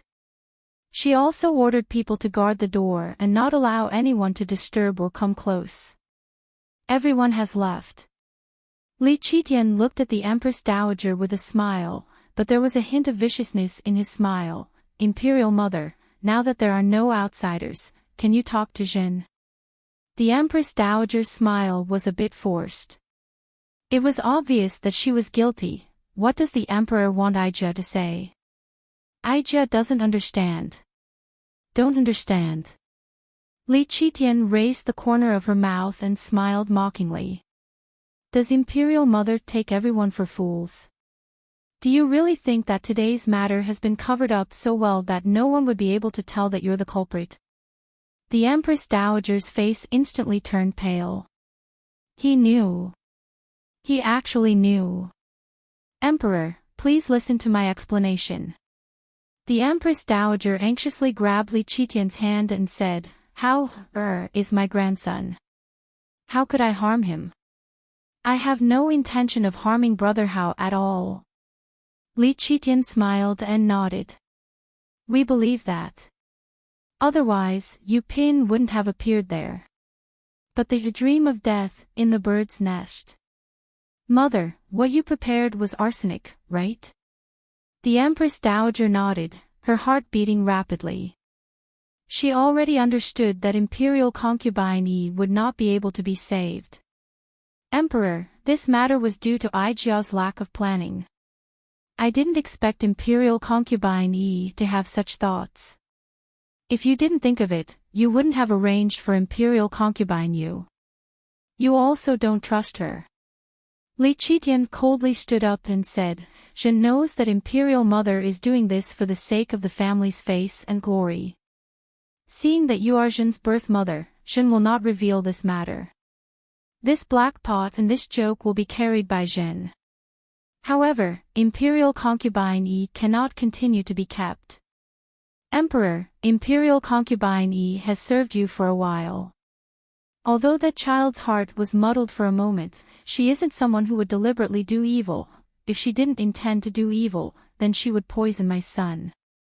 Moreover, she used a poison like dream of death that has no hope of being cured. If she intended to do evil, wouldn't she also poison me to death? We won't allow the person sleeping next to me to have such a vicious heart. Li Qitian suddenly looked back at the Empress Dowager. Imperial Mother can't bear to part with her. Could it be that you can bear to part with your son and grandson? No, no. Li Qitian suddenly moved closer to the Empress Dowager and bluntly said, Imperial Mother is attached to power and has always been at odds with the Empress. She is at a good age and doesn't want to live a peaceful life. We can turn a blind eye to all of this. Who told you to be our Imperial Mother? But Imperial Mother's heart is getting bigger and bigger. You want to cultivate your relatives and even want to use a woman to control our harem. Could it be that in Imperial Mother's eyes, we are that kind of soft-hearted weakling? Emperor, don't misunderstand. I don't think so. No. Who was the one behind the coup in the palace? We were buried in the underground palace. What did Imperial Mother do? The real Empress was pregnant and locked up in the palace by Prince Li. Has Imperial Mother ever thought that the child she is carrying is our flesh and blood, your grandson? With every sentence Li Qitian said, the Empress Dowager's face became more miserable. After a series of words, the Empress Dowager's face became pale and limp in her chair. Li Qitian stood up and said with an expressionless face, Us not pursuing this matter is already benevolent. Imperial Mother, you can deal with it yourself. If you don't deal with it well, we will deal with it personally. The Empress Dowager repeatedly shook her head. Looking at Li Qitian, this was the first time she felt such fear and unfamiliarity. This was even more frightening than the coup in the palace. Li Qitian didn't look back as he strode out of Ci and palace. The Empress Dowager sat in her seat in a daze. Her mind was blank. She didn't even know what she was thinking or what she should be thinking. She suddenly remembered before Li Qitian participated in the great enterprise. At that time, her husband was still alive. Although their family wasn't very rich, they still lived happily together. They could be happy to have new clothes made for the new year and be excited to eat roasted chicken. Now, she was wearing silk and satin and eating delicious food, but she could no longer find that feeling of happiness and excitement. She also didn't have the warmth of being together as a family. They used to be a close family, but when it came to power, they were suspicious of each other and alienated from each other. Her own son had actually become like this. The Empress Dowager's tears suddenly fell like rain. After crying for a long time, the Empress Dowager suddenly wiped her face. "Someone come." The mama who had been waiting outside the door heard this and quickly came in. She bowed and said, "Empress Dowager, come here." The tears on the Empress Dowager's face had not dried, but her eyes became determined. She whispered a few words in the mama's ear. A trace of shock flashed across the mama's face. Then her expression became more and more serious. In the end, she responded in a low voice and quickly retreated. When Qin Yining returned to Chuxiu Palace, he immediately ordered people to prepare a hot bath. She tiredly soaked in the hot water, her arms resting on the edge of the wooden tub. She raised her head to let Bing Tang wash her hair. Ji Yun used a wooden spoon to scoop up the warm water with rose petals floating on it and sprinkled it on her long hair. Looking at her collarbone and thin arms, she said in a choked voice, "Wang Fei, you have suffered." Qin Yining smiled and maintained his previous posture. He said in a low voice, "You said that the eunuch whispered a few words in your Majesty's ear, and your Majesty changed his mind. What did he say? Is there any news from the south?" Ji Yun shook her head, "Maybe." Bing Tang said, "This servant thinks that it must be. If your Majesty did not have something to worry about, today, it must be that Wang Yi did something that forced your Majesty to change his mind." Qin Yining smiled again and said, "I think so too." However, they were now trapped in the palace. Even after such a big thing happened, Li Qitian did not give up on the idea of keeping her in the palace as a hostage. He made her completely cut off from the outside world, so she did not know anything. That's right, keep an eye on whether Jiang Yuan is still in the imperial study. Of course, don't take the initiative to inquire about it, so as to avoid being discovered. After all, the Palace of Heavenly Purity's fire is such a big matter, your Majesty must have ordered people to investigate it. It's best not to give yourself away. Yes, this servant understands. Qin Yining nodded, remember, don't purposely inquire about it. Just keep an eye on it. Yes. Bing Tang and Ji Yun actually had the same suspicions as Qin Yining. The timing of the Palace of Heavenly Purity's fire was too coincidental. If your Majesty had not changed his mind at the last minute and pulled Imperial Concubine Yu to take the blame, Qin Yining would have been convicted long ago. When the Palace of Heavenly Purity caught fire, the palace was in chaos, and there were rumors of bandits or rebels killing people in the palace. The frightened palace servants were fleeing in all directions. In fact, it was the best time to take advantage of the chaos to escape. They all suspected that Jiang Yuan, in order to save Qin Yining's life, thought that Qin Yining would definitely be severely punished by your Majesty, so he set the fire to attract everyone's attention and give Qin Yining a chance to escape. Just as they were thinking this, a palace maid suddenly ran through the corridor outside while shouting, "Not good, not good. Imperial concubine Shun." The three people looked at each other. Qin Yining hurriedly got up and asked Bing Tang to bring her clothes. Ji Yun quickly walked to the door and leaned against it to listen to the movements outside. Princess Ta Na was eating fruit in the hall when she was startled by the sudden shout. She angrily said, "What are you shouting about?" "Someone died." Replying to Imperial concubine Shun, "Someone did die." This servant just heard that Imperial concubine Yi's heart palpitations flared up and she died of illness. What? Wasn't she fine in Xi'an and Palace just now? Princess Ta Na was shocked. She couldn't understand how a perfectly fine person could suddenly die of illness. She didn't usually notice that Imperial concubine Yi had heart problems. Ji Yun turned around and looked at Qin Yining and Bing Tang, who had also heard this. The three people returned to the inner room. Qin Yining then said, "She was just a chess piece." In the end, the Empress Dowager needed a scapegoat and didn't want this matter to implicate her maternal family. Naturally, she could only die of illness. "Wang Fei, you're saying that she might have been, it must be." Qin Yining put on a thick robe and a dark green jacket. She had Bing Tang help her dry her hair. At this time, there was a sudden sound of footsteps outside. Then she heard a familiar voice, "Is Imperial concubine Prince Zhongshuan here?" "It's Sun Momo, the Empress's personal servant." Qin Yining quickly said, "Quickly invite her in." Ji Yun quickly opened the hall door and politely invited her in. Sun Momo's face was filled with anxiety. When she saw Qin Yining, she didn't have time to bow and immediately said, "Wang Fei, something happened in your family." Bing Tang's hand that was holding the wooden comb stopped. Qin Yining also looked up and looked at Sun Momo with watery eyes. Chapter 805.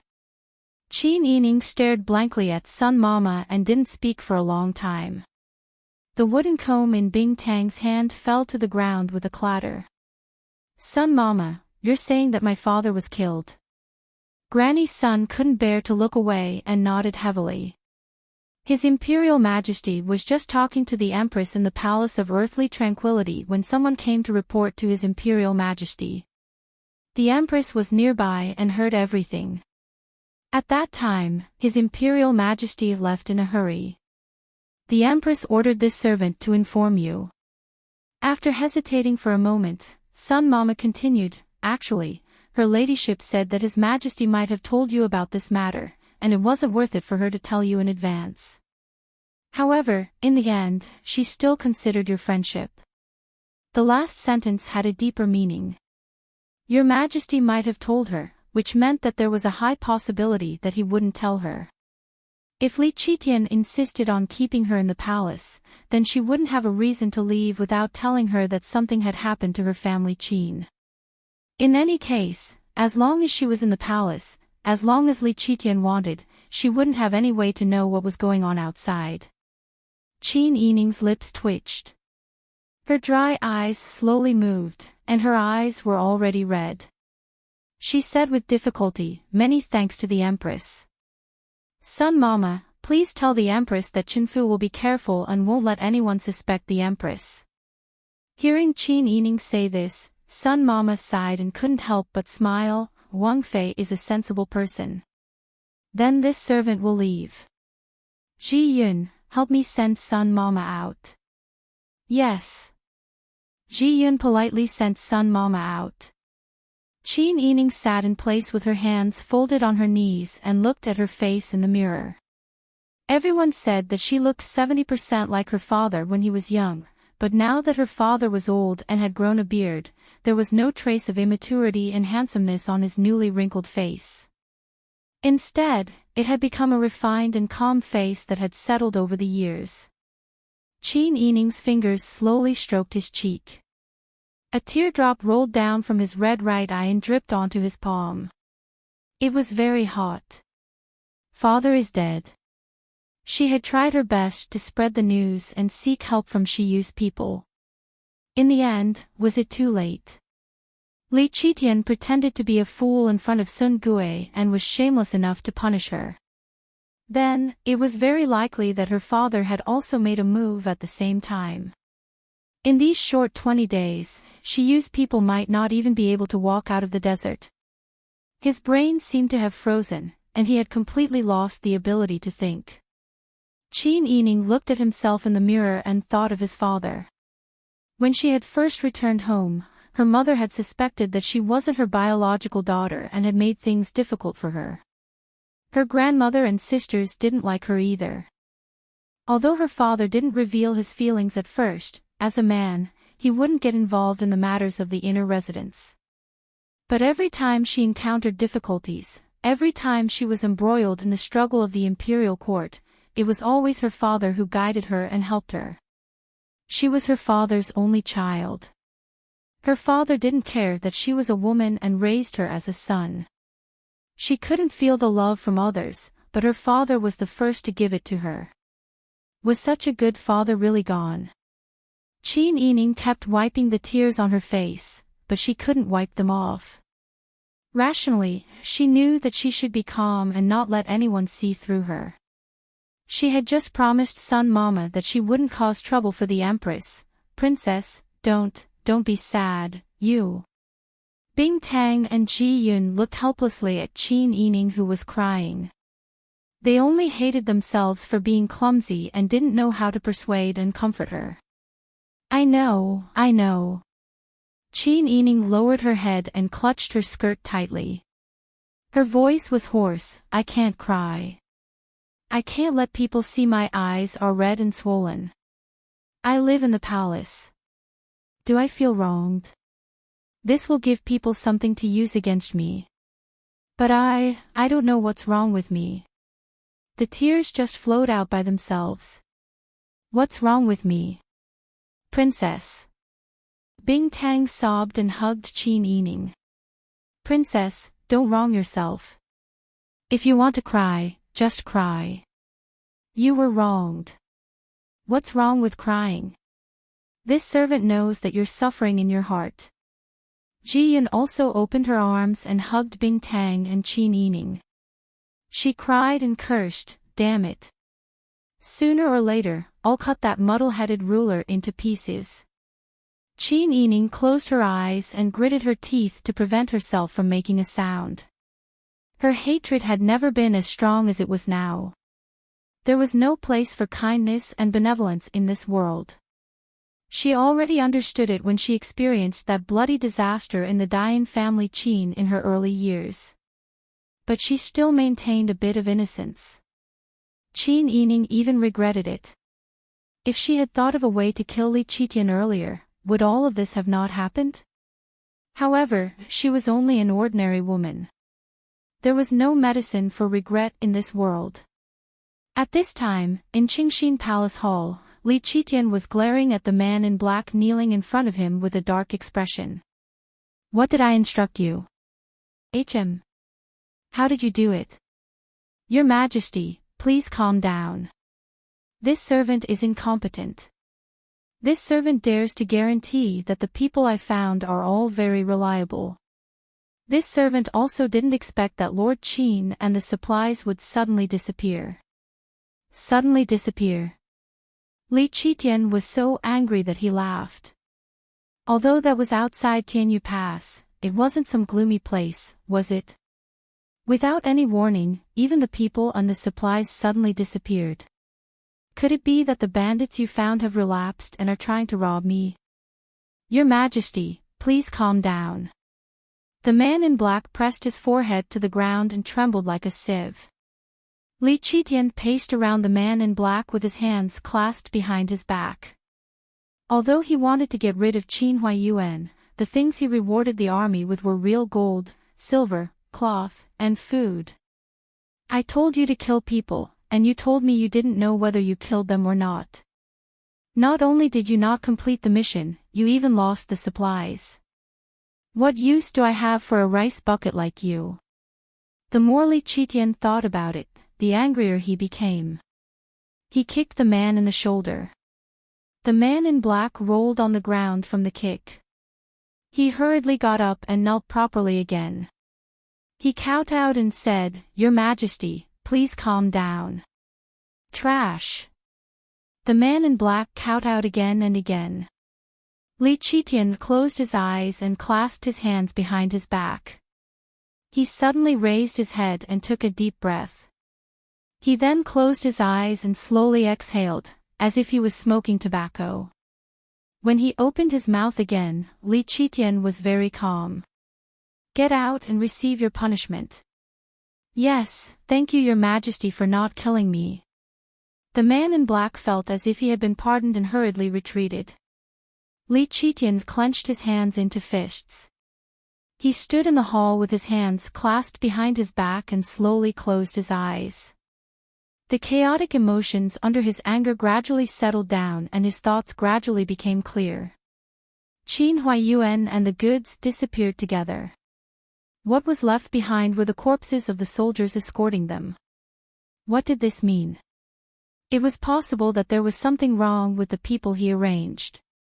They were trying to rob the people and the goods. There would be more to follow.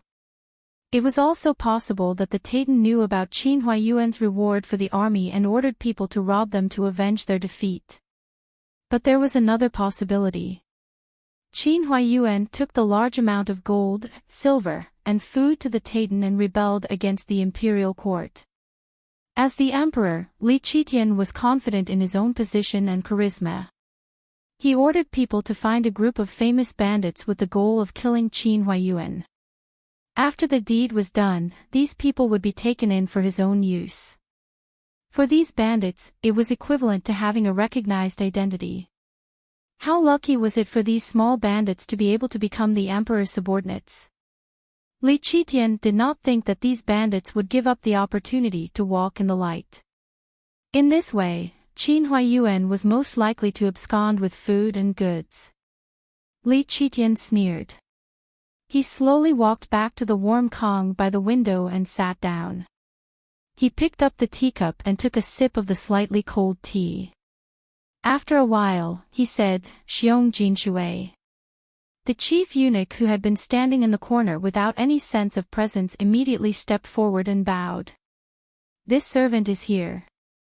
Go to the prince's mansion and tell the family Qin that that old bastard Qin Huaiyuan was intercepted outside Tianyu Pass. His body was not even left. Let them do as they see fit." "Yes." Xiong Jinshui did not immediately leave. "As usual, Your Majesty should have other plans, such as a posthumous title or a reward." However, Xiong Jinshui was experienced and tactful. He immediately saw that Li Qitian had no intention of continuing. Xiong Jinshui immediately bowed and retreated. He did not want to stay too long and incur the wrath of Your Majesty. Only when he was outside did Xiong Jinshui let out a sigh of relief. It seemed that the family Qin had thoroughly angered the emperor. He had died without even a posthumous title. If Your Majesty did not state his position, nor did he give out any punishment, then what about Lord Qin's funeral? Lord Qin had died. Did he die for the sake of the imperial court, or did he lose his life because of his own mistakes? Xiong Jinshui could not figure it out, so he decided not to think too much about it. He simply followed Li Qitian's orders and told the family Qin what he had just said.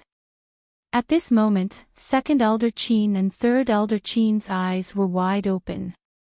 They said in disbelief, "Eunuch, you mean to say that my eldest brother died in the line of duty?" Xiong Jinshui said, "Lord Qin did not do a good job. He lost the gold, silver, and provisions that were supposed to be used as a reward for the army. He died outside the pass without leaving behind a corpse. Your Majesty told me to inform the rest of your family."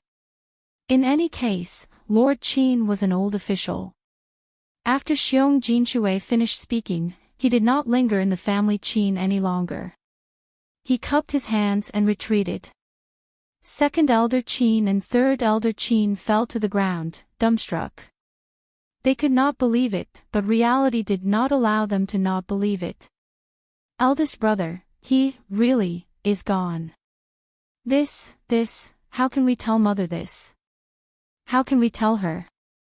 In the Dowager Duchess's heart, Qin Huaiyuan was her favorite. No matter how angry the Dowager Duchess was or how many mistakes she made, as long as Qin Huaiyuan was around, he could quickly calm the Dowager Duchess's anger and persuade her to make the right choice. But now, the pillar of the family Qin was suddenly gone. Second elder brother, isn't your Majesty's meaning a little too subtle? From Eunuch Xiong's words, why is it that eldest brother's death in the line of duty doesn't even count as dying in the line of duty? Third elder Qin's face was ashen. He had already guessed that there must have been a change in the imperial court. Someone must have slandered him in secret. Now, your Majesty must be waiting to punish eldest brother. While on a business trip, he encountered bandits and died without leaving behind a corpse. Your Majesty did not even say a word of sympathy. He even had the eunuch imply that our eldest brother did not do a good job. Your Majesty's actions.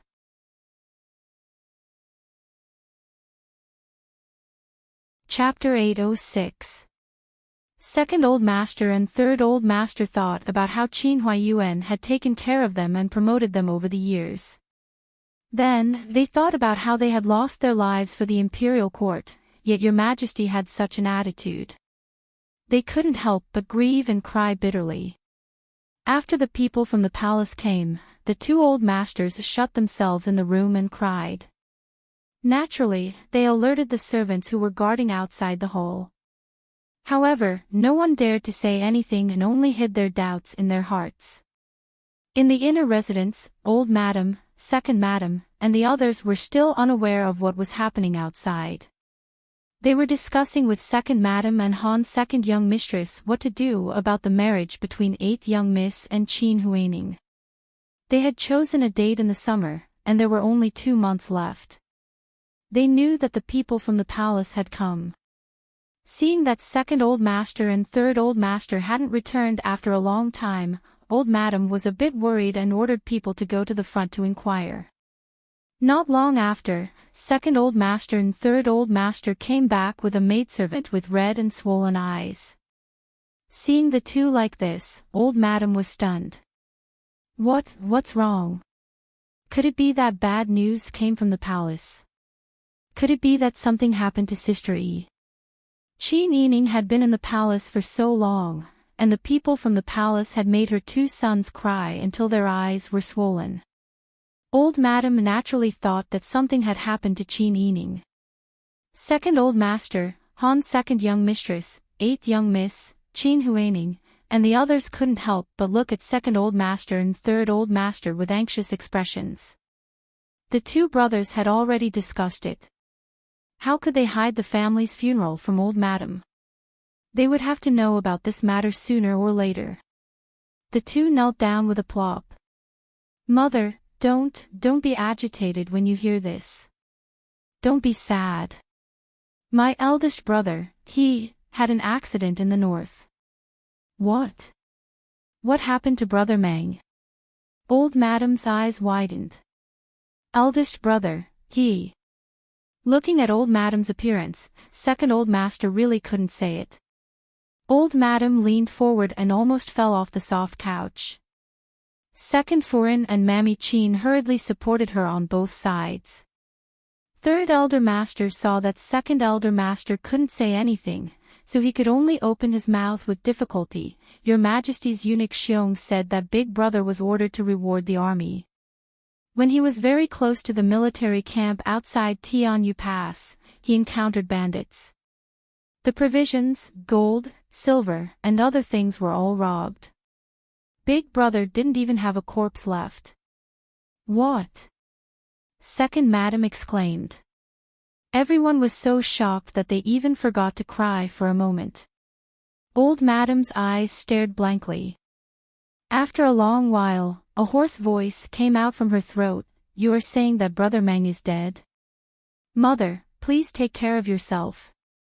Are you trying to coax me? Mother, don't be sad.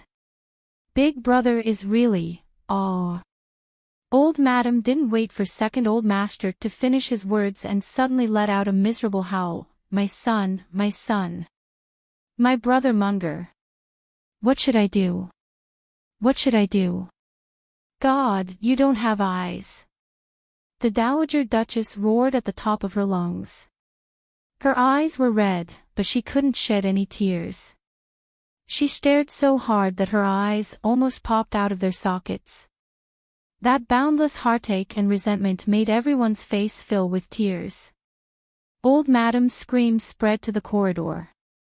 All the servant girls now knew what had happened. Thinking of Qin Huayuan's good, they couldn't help but cry. Old Madam beat her chest and screamed randomly. No one could understand what she was screaming, but everyone could empathize with the grief of a mother losing her child. Brother Mang. After the last scream, Old Madam's eyes rolled back and she lost consciousness. Old Madam. Mother. The people in the room were in a mess. Some were pinching each other, and some were hurriedly looking for a doctor. The entire Wangfu side courtyard was in chaos. The news quickly spread to Yao Qinggu and the Yao clan's ears. How could this be? Everything was fine. How could this person die just like that? Yao clan asked the servant girl in astonishment. Did you hear it clearly? Could it be that you're deceiving me? This servant really heard it. It said that this person went to Tianyu Pass and was killed by bandits. The rewards were stolen, and Master Qin's body wasn't even left intact. At this moment, Old Madam of Family Qin has already fainted. The side courtyard is in a mess. Yao Clan waved her hand and dismissed the servant girl. She asked Yao Qinggu, who was smoking a cigarette, Father, what should we do now? Does this count as in-law dying in the line of duty? Should we go and take a look? Yao Qinggu hesitated and said, Didn't you hear? He didn't do a good job. He lost everything and also lost his life. Then let's not go, so as to avoid getting into trouble. No. We still have to go.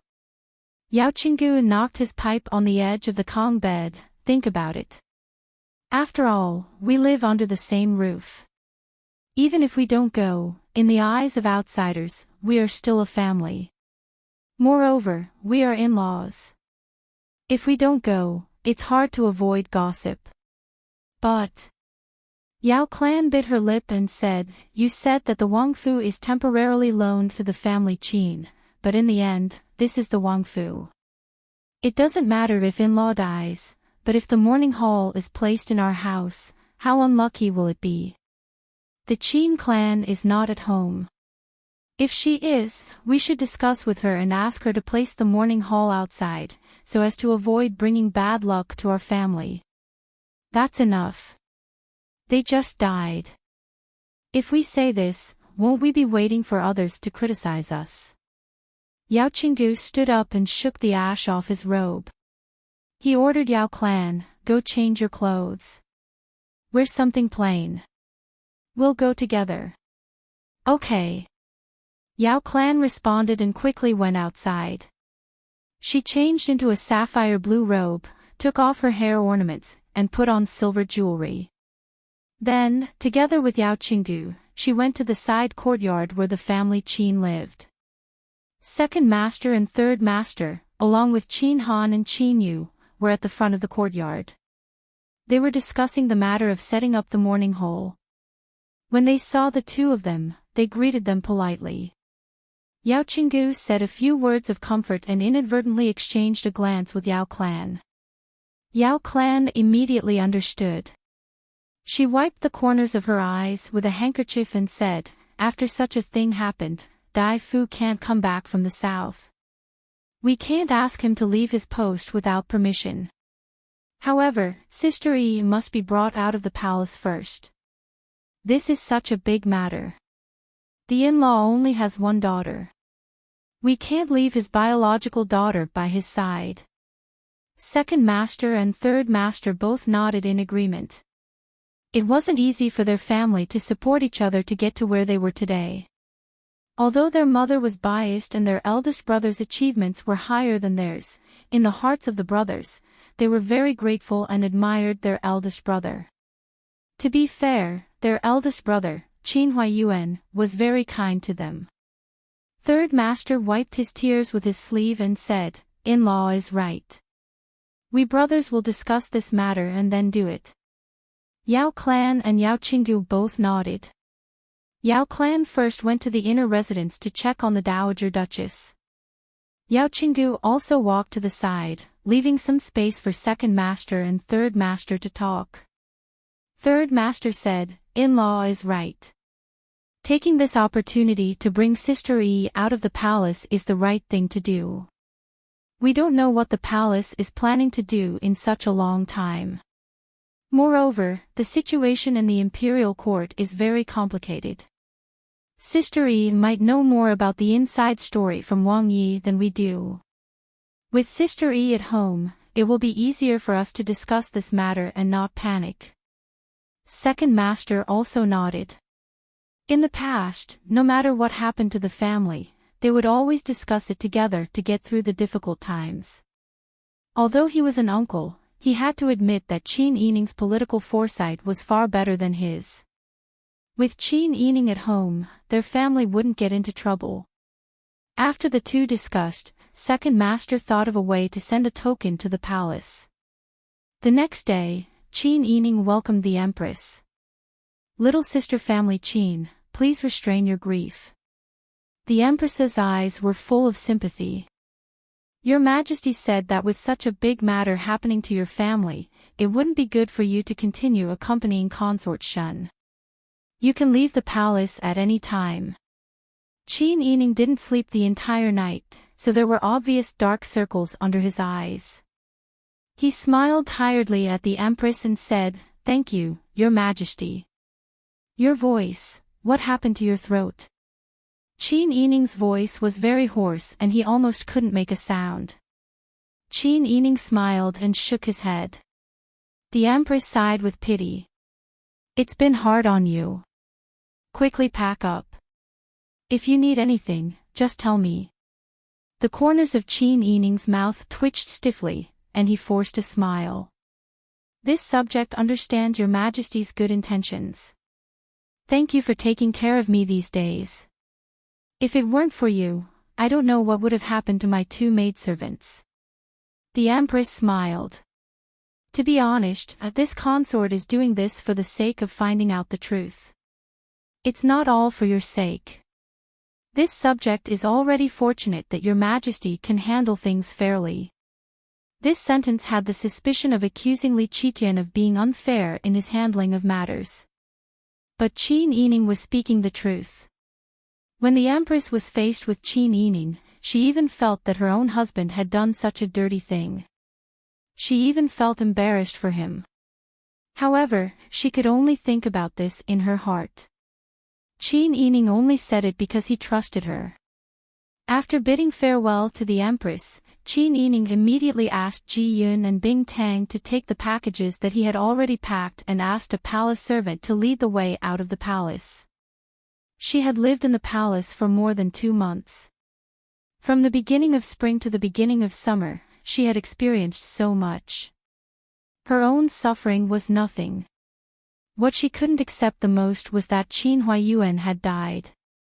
Whenever he thought of this, Qin Yining's tears couldn't help but fall. However, he couldn't cry casually in the palace, so as not to bring bad luck to the nobles. When they finally got out of the palace, the carriage at home had been waiting for a long time. The person who came to pick her up was a familiar manservant. He was wearing a simple gray robe and a white mourning belt around his waist. When he saw Qin Yining, he bowed. "Wang Fei, this one is here to take you back to the Fu." The white belt around the manservant's waist was too dazzling. Qin Yining closed his eyes. His dry and swollen eyes couldn't help but burst into tears again. The three of them got on the carriage. The manservant waved his whip and drove the carriage quickly. When they arrived at the Fu's gate, Qin Yining lifted the curtain to take a look. He was blinded by the white light. After getting off the carriage, he rushed into the Fu without a care. Along the way, there were white banners hanging everywhere. All the servants he saw were wearing mourning clothes.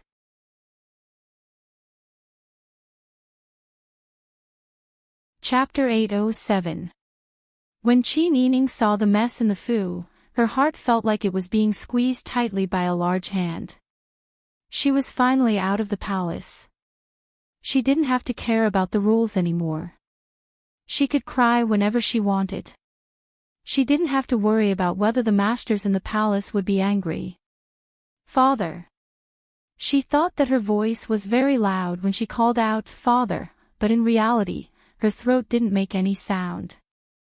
There was only a faint gasp. On the way from the imperial palace to the Wangfu, her throat was so swollen that she couldn't speak. "Sister Yi, you're finally back." Seeing Qin Yining come back, second master and third master quickly went forward to greet her. "Second uncle, third uncle." Qin Yining looked at her relatives. Her eyes were full of grief, almost drowning the people around her. She didn't shout herself hoarse, nor did she beat her chest and stamp her feet before fainting like old madam. She only cried silently, but it was as if she had pulled everyone into a whirlpool of grief. Second old master and third old master could not help but shed tears. Qin Han and Qin Yu were already dressed in mourning clothes. They ordered a servant to bring a white linen robe. Bing Tang and Ji Yun helped Qin Yining put it on. She stood there in a daze, allowing the servant girls to fiddle with her. Her red and swollen eyes looked around. The servant girls and manservants were busy setting up the mourning banner and the mourning shed. Everyone was doing their own things, but no one made a sound. Qin Han looked at Qin Yining's skinny body. Her face was pale with a hint of green. Her eyes were red and swollen, and her lips were pale. He couldn't help but pat her shoulder with heartache. "Fourth sister, don't be like this. If you hurt your body from crying, eldest uncle will be distressed. You have to cherish yourself. It's me who is unfilial." Qin Yining smiled miserably. She was the one who had implicated Qin Huayuan. If she hadn't married Pang Xiao, Qin Huayuan wouldn't have gotten into trouble this time. However, no one had the ability to predict the future. When she married Pang Xiao, although she expected that she would be involved in the struggle of the imperial court and that she might not be able to live a peaceful life, she did not expect that she would implicate her family. "Nonsense," second master said in a nasal voice. "You've already done very well. Your father has already passed away, but there are still so many people in the family. The court is still counting on you and Wang Yi to control the situation. Wang Yi is not at home, so you have to pull yourself together, understand?" Qin Yining nodded slowly. "I know all of this." It was just that, his heart felt terrible. "If it wasn't for me, father wouldn't have died." Qin Yining clutched his lapels. He felt as if a piece of his heart was missing. Some things, once lost, could never be found again. "Silly child. How can I blame you for this?" Third master sighed. "You are a good child. Don't blame yourself for this kind of thing. This is fate, you can't be blamed." Qin Yining closed his eyes and forcefully pulled back his chaotic thoughts. When he looked at her again, his eyes were as bright as a sharp blade that had been unsheathed under the moonlight. "Second uncle, third uncle, have you sent a letter to the south?" Second master sighed. "Not yet." "Sister Yi, do you know what your majesty said in detail?" "What did he say?" Second master told Qin Yining everything that Xiong Jinshui said when he came here. "It seems that your majesty is still preparing to punish Big Brother for his crimes. Big Brother has already lost his life, but you still want to punish him for not doing his job well and not even giving him a posthumous name." Qin Yining's lips curled into a cold smile. Perhaps he's angry out of humiliation. Angry out of humiliation. Why? Qin Yining looked around and shook his head in the end. Let's set up the morning hall first. I think we'll keep the coffin for the 49th day and wait for your majesty's instructions. Whether it's a reward or a punishment, I'll accept it. Seeing that Qin Yining was discussing the setting up of the morning hall, Yao Qinggu, who was standing not too far away, walked over with his arms crossed. The Qin clan. Qin Yining turned around and saw Yao Qinggu. He bowed and greeted, esteemed master. Amen. Your mother-in-law has gone to the inner residence to see your grandmother. Your grandmother's health has deteriorated once she hears the news. You should quickly go and take a look as well. Qin Yining nodded and said, yes, granddaughter-in-law understands. Yao Qinggu nodded and didn't say anything else. Qin Yining said goodbye to second grandpa and third grandpa, then went to the back first. Unexpectedly, when he arrived at the Dowager Matriarch's courtyard, he saw the Yao clan coming out from inside and wiping the corners of their eyes with a light blue handkerchief. Qin Yining stood still and bowed respectfully, old madam. Oh, you're back. What happened to your throat? It's nothing serious. Yao clan sighed and held Qin Yining's hand with both hands as they walked to a corner. I know you're upset that something like this happened to your family. Look at how thin you are. TSK, TSK, TSK. You should also take care of your body. After all, you're the mother of 2 children. Although they were persuading, Qin Yining didn't feel comforted at all. Instead, she felt that the Yao clan was reminding her that she was not only the daughter of the family Qin, but also the daughter-in-law of the Pang family. Qin Yining was agitated and didn't have his usual patience. However, he still suppressed his temper and said respectfully, yes, daughter-in-law understands. Amen. Yao clan felt much better when they saw Qin Yining being so respectful.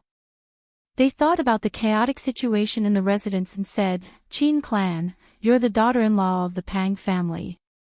Although our prince's residence has taken in a large portion of your maternal family, it's still very unfortunate. Now that something has happened, it's inauspicious. Isn't it inappropriate to set up a mourning shed in front of the residence? Qin Yining suddenly raised his head and looked at Yao clan with cold eyes. Old madam, what do you mean? Yao clan almost couldn't help but look away when Qin Yining looked at him with such eyes. However, on second thought, this was the prince's residence and her son was Wang Yi. It was fine that her son had taken in the Yu family for a period of time. However, why did the family Qin think that she was the master of the prince's residence? What kind of rule was this to hold a funeral in her residence? Yao clan felt much more confident when they thought of this. Qin clan, you're a smart child. Don't you understand what I mean? This is the prince's residence. After all, it's not your family Qin. Everyone is very sad that something has happened to your father. I'm also very sorry. However, it's not appropriate to set up your father's mourning hall in the prince's residence, right? You have to understand. I'm also a mother. My son is guarding the south, and I don't know how he's doing. I'm also afraid that the bad luck will affect my son. You're also a mother, so you should be able to understand. Qin Yining smiled. I understand what you mean, old madam. In your eyes, I'm always a member of the family Qin. I'm an outsider. How can that be? Don't distort my meaning. You are you. Your family is your family. How can you compare the two of you?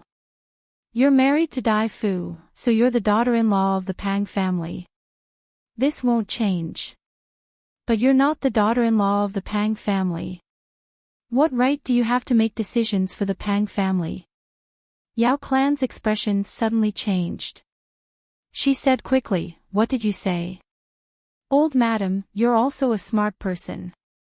Don't you understand what I mean? Qin Yining returned the Yao clan's words to her word for word. He continued, I want to make one point clear. The family Qin doesn't want to be taken in by the Wang family because they don't have a house. They also don't have nowhere to go. Why did Wang Yi and I discuss letting the two families live together before we went out? Has old madam forgotten? The situation in the imperial court is so tense. Wang Yi is afraid that something will happen suddenly, such as assassination, fire, or something like that. Or Wang Ye's enemies will suddenly come to the door. Only you and the old master stay in the mansion with a group of servants. He's afraid that you'll be eaten alive. That's why Wang Yi begged my father to stay and take charge. If it weren't for my father's outside inspection of the imperial court and shelter the family from the wind and rain, do you think you and the old master can eat melon seeds and drink tea in peace and gossip behind people's backs? You, whose rule is this? Strange Taoist said that you're a barbarian. I think you're simply presumptuous. You don't deserve to be my Pang family's daughter-in-law. It's not up to you to decide whether I deserve to be your daughter-in-law or not. I'll say it again. As long as you get a letter for Wang Yi and ask Wang Yi to give me a divorce letter, I'll leave immediately. Qin Yining's nerves had been stretched to the extreme and was on the verge of collapse. She used to calmly endure the Yao clan's unreasonable tantrums, but now she couldn't stand it anymore. Ji Yun. This servant is here. Go find Master Zhong and tidy up the house I bought. Also, go ahead and tell my second uncle and third uncle that the family Qin will be moved out soon. There's no need to set up a mourning hall for the time being. It won't be too late to set it up in the new house. Yes, Ji Yun responded loudly. Her sharp eyes pierced the Yao clan like knives as she turned and walked out. Bing Tang. Qin Yining was still looking at the Yao clan. This servant is here. Bing Tang took a step forward. Go and see how old madam is doing. See if she's fit to be moved. Come back to me later. This servant will go now. Bing Tang nodded and walked past the Yao clan into the inner residence. She muttered in a low voice, "Bah, they're relatives. I've never seen such a selfish person. The old lady is sick, but they still force her to leave." Yao clan suddenly turned around and glared at Bing Tang. Come back. Who allowed you to gossip? Bing Tang walked away quickly, completely ignoring the Yao clan. Yao clan angrily pointed at Qin Yining, you vicious daughter-in-law. Is this how you treat your servants? You let them go against your mother-in-law. Qin Yining rubbed her swollen and painful temples. Xian Yun and Qiu Lu immediately went to support Qin Yining. Lian Xiaozhou even took out a small, flat porcelain box from her sleeve. She dug out a small lump of ointment and applied it on Qin Yining's temples. With tears in her eyes, she said, Sister, let's go. Don't stay here and suffer. Qin Yining touched Lian Xiaozhou's face and turned to Xian Yun, tell the Jinghu Wei that Wang Yi left behind to come see me. Xian Yun immediately nodded and went to carry out the task. Not long after, 16 sturdy men dressed in all kinds of clothes and manservants gathered in front of Qin Yining, 4 of them in a row. 6 of them were Qin Yining's followers. The other 10 were left behind by Pang Xiao near the Wang mansion. Qin Yining pressed her forehead and pointed at the 6 men who followed her for a long time, saying, Pack up and follow me later. Yes. The 6 men answered in unison. Qin Yining turned to the 10 men and said, The 10 of you stay in the mansion. After my family moves out, I suggest that you guard the surroundings of Chunhui Hall and divide the guards into several groups. I will send someone to tell you the location of your new home later. If you have any questions, you can come to me at any time.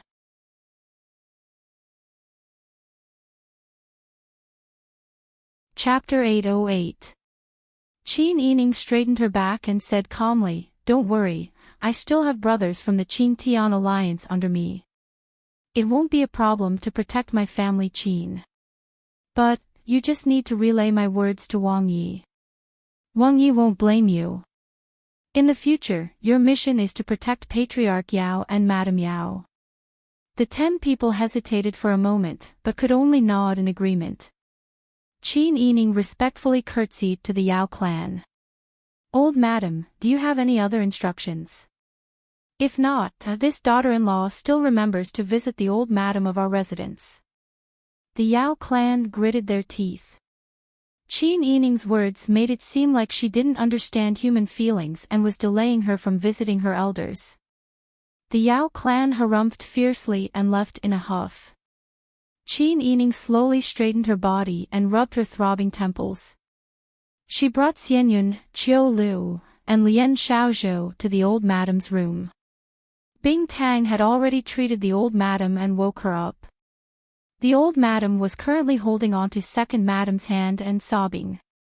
The womenfolk in the room were all crying. Qin Yining's cries were the most miserable.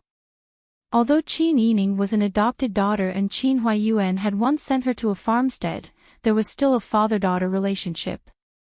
Now that he was gone, Qin Yining could only think of the good elders. She truly regretted not getting along with her father in the past. Qin Yining's eyes were hot. She sat beside the old madam and held her hand, saying, "Old madam, you have to take care of your body. Don't be sad." The old madam closed her eyes and opened her mouth wide as she wailed, "My brother Meng, my son, this is taking my life. I'm already so old, what do I need to take care of myself? If the heavens open their eyes, please take my life and return my son, return him." Qin Yining closed her eyes, and a string of hot tears flowed down from the corners of her dry eyes. It stung her eyes and eyelids, and she was in so much pain that she could barely open her eyes. "Old madam, don't be sad. Our family has experienced all kinds of trials and tribulations. How can there be a hurdle that we can't overcome? Moreover, according to the emperor's message, there was no corpse left. Maybe my father was just taken away. Maybe he's not dead." Everyone looked at Qin Yining. Qin Yining wiped his tears and said, "No matter what, we have to be strong. We can't let our loved ones suffer while our enemies are happy, can we?" Madame Dowager gripped Qin Yining's hand tightly, as if she wanted to break her wrist. "Your father might not be dead. He might still be alive. It's possible. As long as I don't see his corpse for a day, I won't believe that he's gone just like that." Although Qin Yining said this, only he knew that he was only trying to appease the old madam. Sometimes, the old madam was a little selfish, but her love for her father was sincere. He was afraid that the old madam wouldn't be able to overcome this hurdle. Giving the old madam some hope and giving her time to accept reality was better than losing her life. Qin Yining stretched out his arms and hugged the old madam. "Old madam, don't worry and don't be afraid. Your granddaughter will be filial to you. Our family will be filial to you. Our family has experienced so many storms and waves, but didn't we overcome them all in the end? Now, let's pack up first. I've bought a house outside, and we'll go back to our own home first." When they heard Qin Yining suddenly say that they were going to move at this critical juncture, everyone was a little puzzled. However, when they saw Qin Yining's haggard and weak appearance, and remembered that this was the Prince's Fu and that their family had interacted with the Yao clan before, they guessed that something was amiss. They tacitly didn't ask further. Second madam sniffled and said, "Sister Yi, you're the one who paid for the house this time. After our family was robbed, we didn't have enough money to buy a house in the capital. Second aunt really feels apologetic. Second aunt, you're being too formal with your words. We're a family. There's no need to be so calculative." Qin Yining stood up and smiled comfortingly at everyone. "Everyone, pack up. Let's move over as soon as possible." It was also good to set up a mourning hall. Everyone put away their sorrow and went back to their rooms to pack up. "Wang Fei. Master Zhong is here." Ji Yun ran over to report, panting. Qin Yining nodded and led the servant girls to the front yard. Master Zhong was wearing a dark blue wide-sleeved outer robe and was quietly wiping away tears. When he saw Qin Yining, he hurriedly adjusted his expression and bowed. Wang Fei, I've already prepared the house and arranged for people to look after it. Are we moving now? We're moving now. Master Zhong, thank you very much. Qin Yining's voice was even more unclear than before. It was basically a gasp. When he heard Qin Yining speak like this, Master Zhong felt even worse. He sighed heavily. What's going on? Qin Yining smiled bitterly and shook his head. He said, how many brothers of the Qin Tian alliance are there left in the city? I want to ask some of them to come to our new home and help. Master Zhong said, I heard the news you sent out from the palace. Liao Zhibing took the Zhao brothers and traveled day and night to the north. I'm not sure how many brothers are left behind, but I know how to contact them. I'll find some people to come see you later. Qin Yining nodded and said, it's been hard on you. At this juncture, I'm actually already worried about you. It's all thanks to you. Hey, don't say that. Who wouldn't be worried when such a big thing happened to their family? Wang Fei, you've already done very well. This old man's family's lives were saved thanks to you. I'm just running errands and doing odd jobs for you. I still feel like I can't repay your kindness. Please don't be so courteous with me. Qin Yining's eyes were hot and his nose was sour. Tears almost fell from his eyes. A friend in need is a friend indeed. Although some people were her family, they weren't even willing to give her a place to stop her coffin at the crucial moment, saying that they would be tainted with bad luck. Although some people were outsiders, they treated her with sincerity. They weren't afraid of getting into trouble and still did their best to help her. While he was talking to Master Zhong, second master and third master had already brought the men of the family Qin to hire a carriage to move. When Ji Yun came out to reply, although she didn't explain the reason in detail, she only said that Qin Yining had met with the Yao clan. They could already guess a thing or two. Although second master wasn't as outstanding as Qin Huayuan, he was still an official for many years. Third master was an expert in business and definitely had enough brains. Even if Qin Yining didn't complain to them, they could guess that the Yao clan must have said something to Yao Qinggu. The family Qin didn't have nowhere else to go, so why stay here and not leave? None of them complained, and none of them blamed Qin Yining. When they heard the news, they silently ordered people to pack up. When they saw Qin Yining let Master Zhong choose a place to stay, they didn't have the slightest bit of resentment towards Qin Yining. Qin Huayuan was already gone, so the rest of the family shouldn't be suspicious of each other. They should stick together. With the servants of the prince's residence following orders, the family Qin's luggage was packed very quickly. Not long after, dozens of carriages were packed outside the side gate. Master Zhong ordered people to lead the carriages carrying the luggage to leave first, while he stayed by Qin Yining's side to listen to his orders. After everything was arranged properly, before they set off, second master said, Sister Yi, you go serve your grandmother and the others in the carriage. Your third uncle and I will go bid farewell to old Master Yao. Qin Yining opened his mouth, but before he could say anything, third master said, after all, we've lived here for so long. It would be rude if we don't bid farewell before leaving. Qin Yining thought about it and said, then I'll go with you too. There's no need. You go accompany your grandmother. Second master and third master made up their minds to not let Qin Yining be bullied again. The two brothers brought their manservants and went to Chunhui Hall to pay a visit. Yao Qinggu was drinking tea and eating snacks when he heard a maidservant report that the two masters of the family Qin had arrived. He hurriedly patted the crumbs off his hands and said, please come in. Then he went to the main hall of Chunhui Hall. Not long after, the two came in side by side and saluted. "Old Master Yao, our family will be moving out. Thank you for taking care of us these past few days." "Don't mention it, don't mention it. We're all one family, so there's no need to be so polite. In my opinion, there's no need for you to move out. Wouldn't it be more lively if you stayed and lived together? Your Majesty has bestowed such a large residence. If you accompany us, wouldn't it be more spacious?" Third Master suppressed his anger.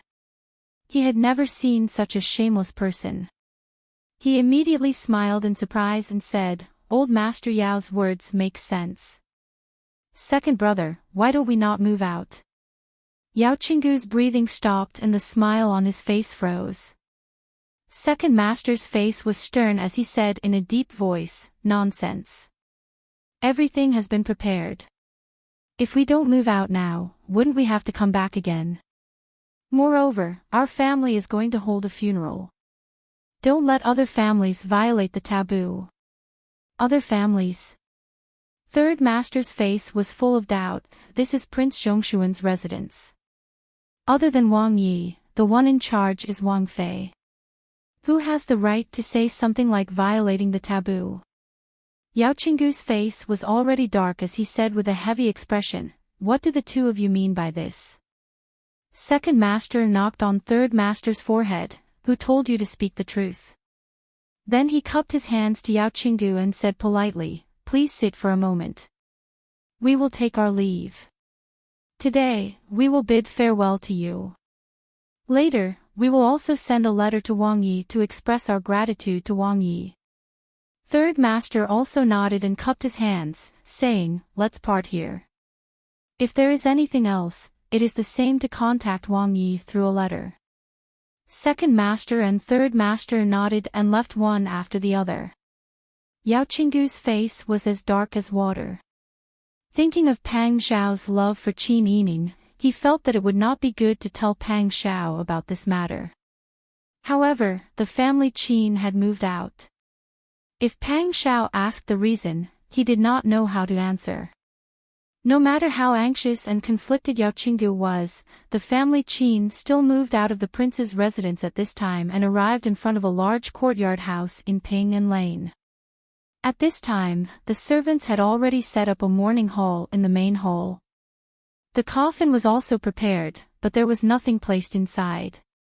The memorial tablet of Qin Huaiyuan was placed on the offering table. Below it were offerings and an incense burner.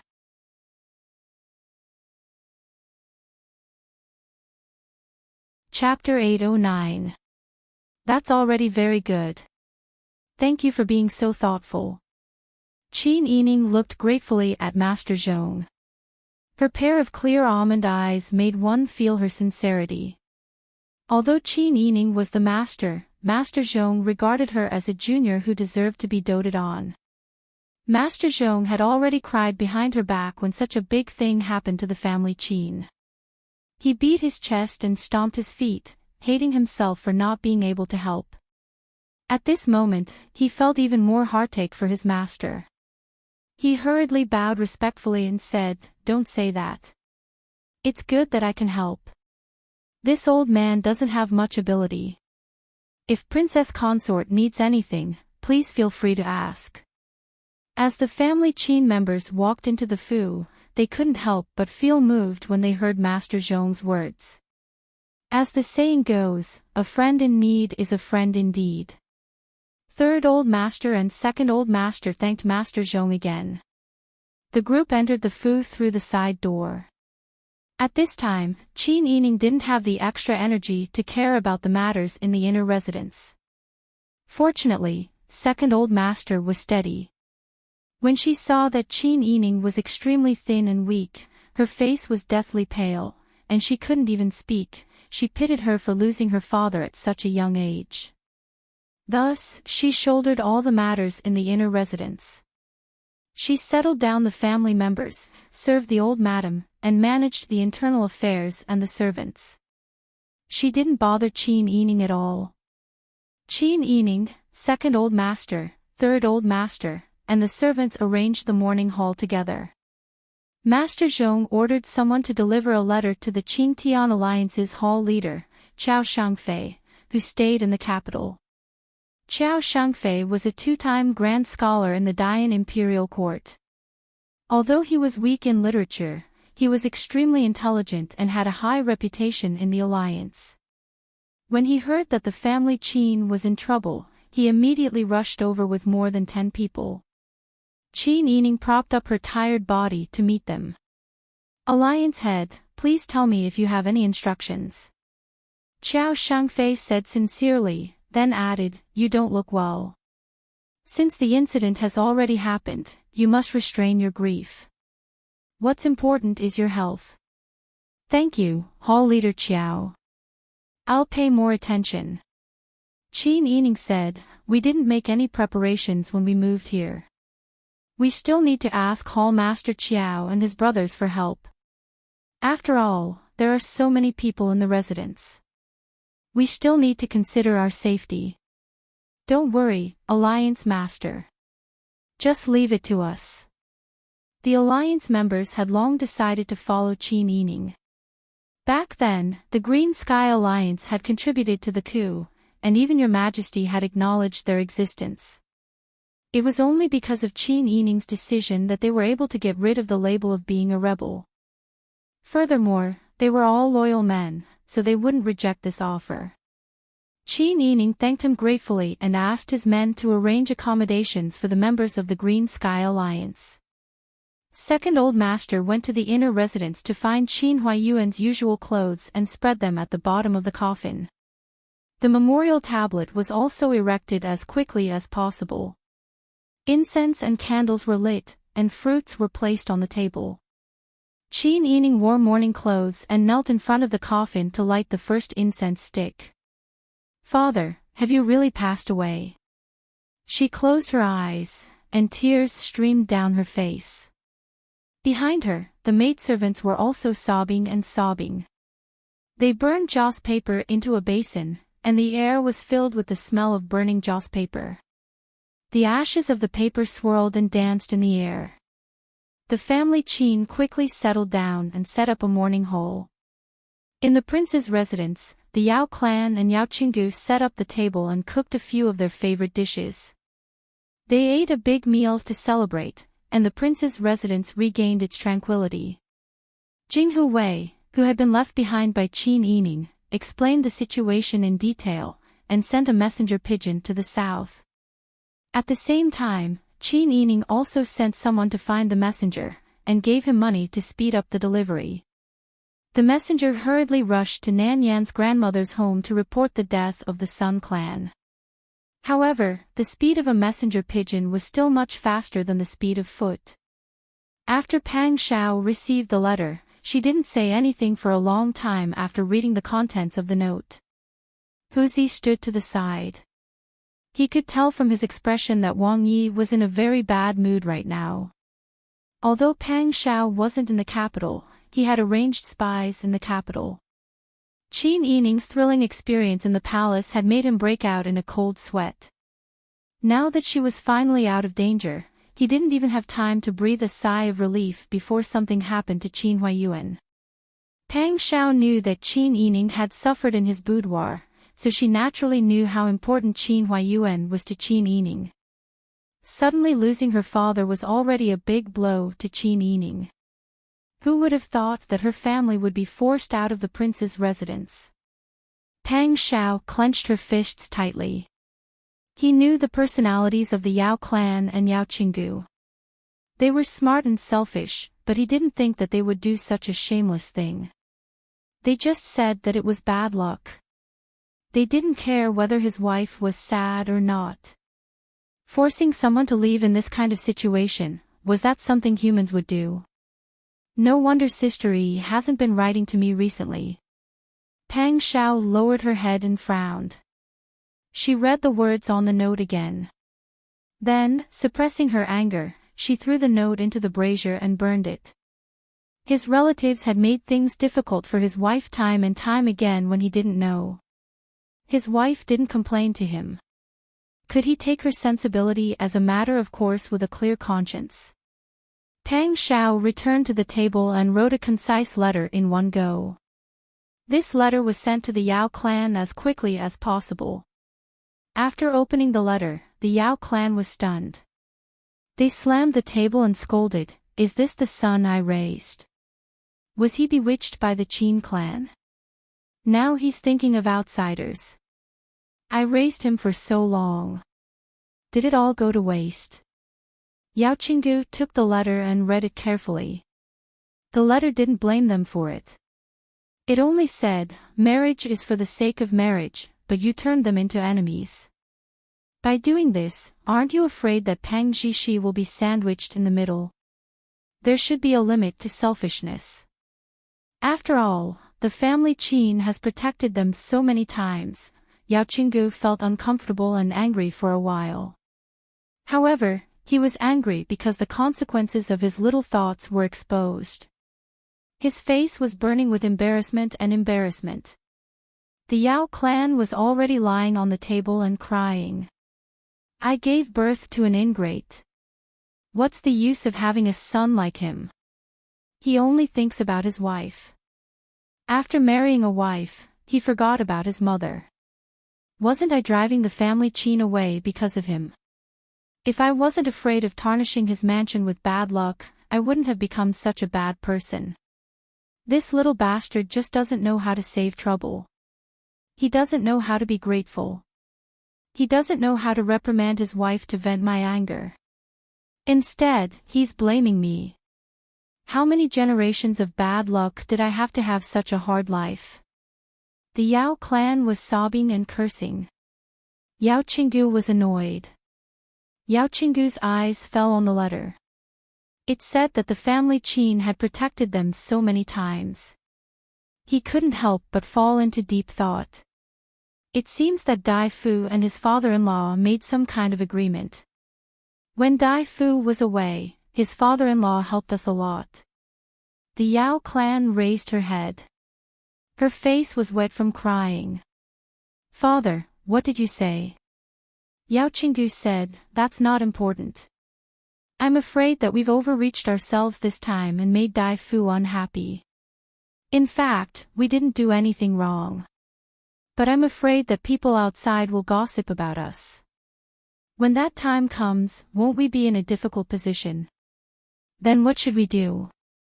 The Yao clan wiped her face. "You were the one who suggested this first. That's why I did it. You must help me think of a way."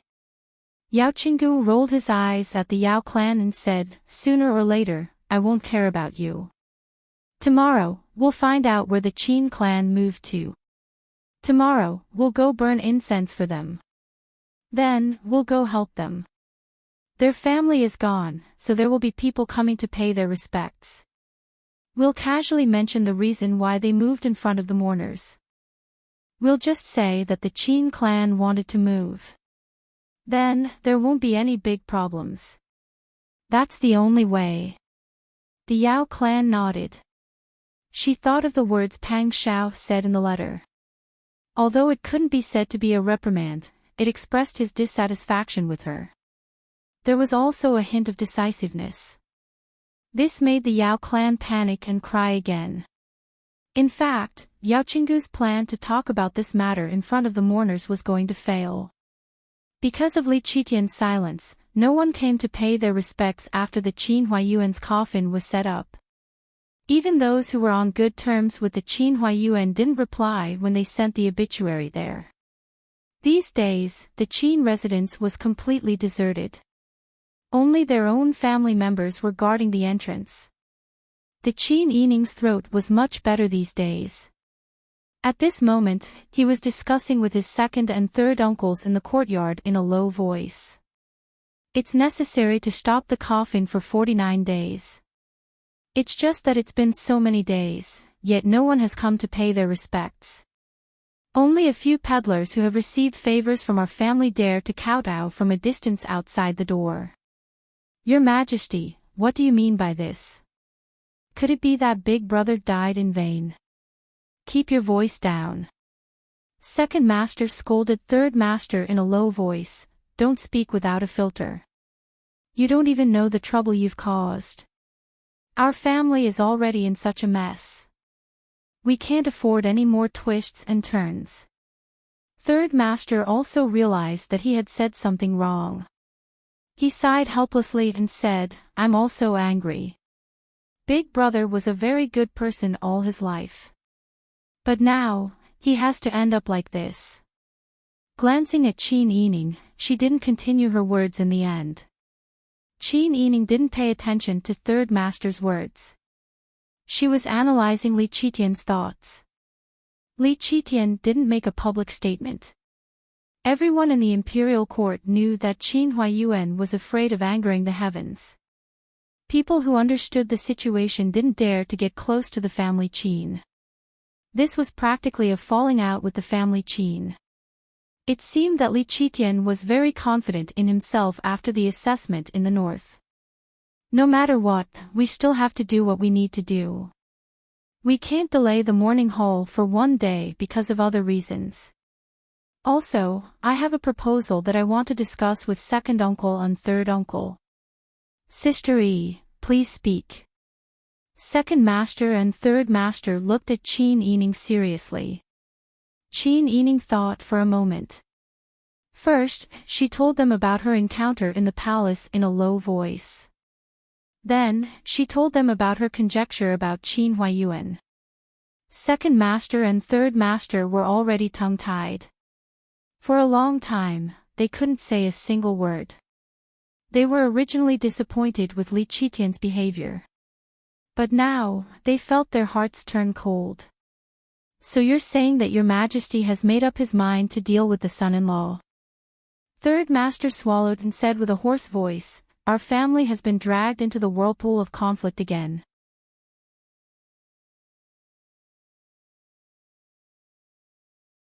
Chapter 8:10. The three of them all had grave expressions and didn't know what to say for a moment. After a long time, Third Master finally said in a hoarse voice, Sister E, is your information accurate?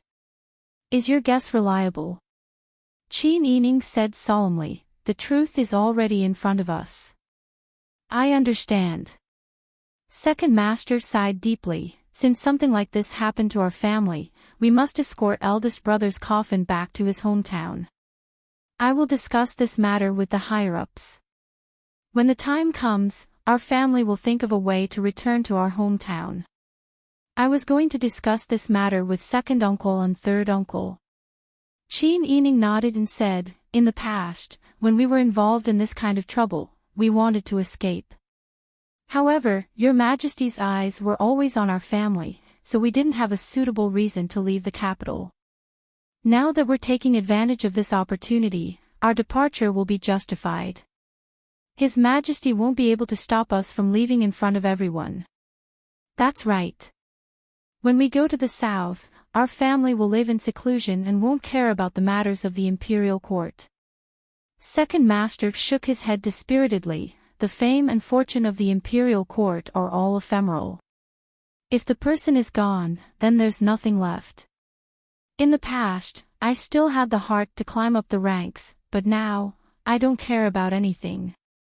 If we can live together peacefully as a family, it's enough to make people satisfied. Qin Yining nodded and said, second uncle is right. Our family has enjoyed great riches and experienced great dangers. In the future, I only want our family to live a peaceful life. I'd rather be a landlord than float in the imperial court. Second Master and Third Master both nodded in agreement. At this time, a young maidservant suddenly ran in from outside the courtyard, Princess Consort, outside. Before he could finish his sentence, he saw a dusty figure flipping over the wall. Everyone turned around to look and couldn't help but be shocked. The person who came had an exquisite figure, but her face was covered in dust. It was impossible to see her face. Her hair was messy and scattered, and her clothes were covered in a layer of dust. It was almost impossible to see her original color. After carefully looking, Qin Yining murmured, Aunt Chow. Chow Yuqing stood in front of the coffin and stared blankly at the memorial tablet. 2 streams of hot tears rolled down her cheeks, leaving 2 white streaks under her eyes. Qin Mang. A hoarse and heart-wrenching sob came out of her throat. Chao Yuqing was no longer as nimble as she had been when she jumped over the wall. Her mournful voice was hoarse, and everyone who heard it was moved by it. Second master and third master were silent. They couldn't help but be moved. Qin Yining went forward and put his arm around Chao Yuqing's shoulder. "Aunt Chao. Don't be like this. My father won't be at ease." Chao Yuqing gently pushed Qin Yining away. She slowly turned her head to look at him. There was no emotion in her dark eyes. She was like a puppet that had lost its soul. "He's not here anymore. Why should I care if he's at ease? When he was alive, I had to consider his feelings. I didn't want to put him in a difficult position. Now that he's dead, do I still have to worry about his feelings? Then what am I to him?" Qin Yining knew about Chao Yuqing's intentions when she followed Qin Huaiyuan to protect him before the fall of Daiyan. There was a famine in the city. Looking at Chao Yuqing's appearance, it was obvious that she had rushed back as soon as she received the news. Otherwise, why would such a beautiful woman like her make herself look like this? Chao Yuqing's deep affection for Qin Huaiyuan moved her as the biological daughter of the Sun clan. Ever since Qin Huaiyuan had clearly expressed his rejection, Chao Yuqing had willingly become his bodyguard. Not only did she not do anything to harm them, but she would also step forward to protect the Sun clan. She protected her family Qin. She risked her life for them. She even risked her own safety several times to save Chao Yuqing's life. All because Chao Yuqing was the daughter of the man she loved. Chao Yuqing had always given her all. She would never receive the same amount of love in return. However, she still gave her all for the man she loved. What she wanted was nothing more than to be able to obtain some information about that person, so that she could quietly reminisce about it in the dead of the night. However, the harsh reality had deprived him of this. Qin Yining's tears fell like rain. He hugged Chao Yuqing and sobbed as he consoled her. However, Chao Yuqing remained in a daze. She stared at the name on the memorial tablet. A fire seemed to be burning in her pitch-black eyes. Second Old Master and Third Old Master recalled all the good things Qin Huaiyuan had done for them. They could not help but cover their faces and cry again.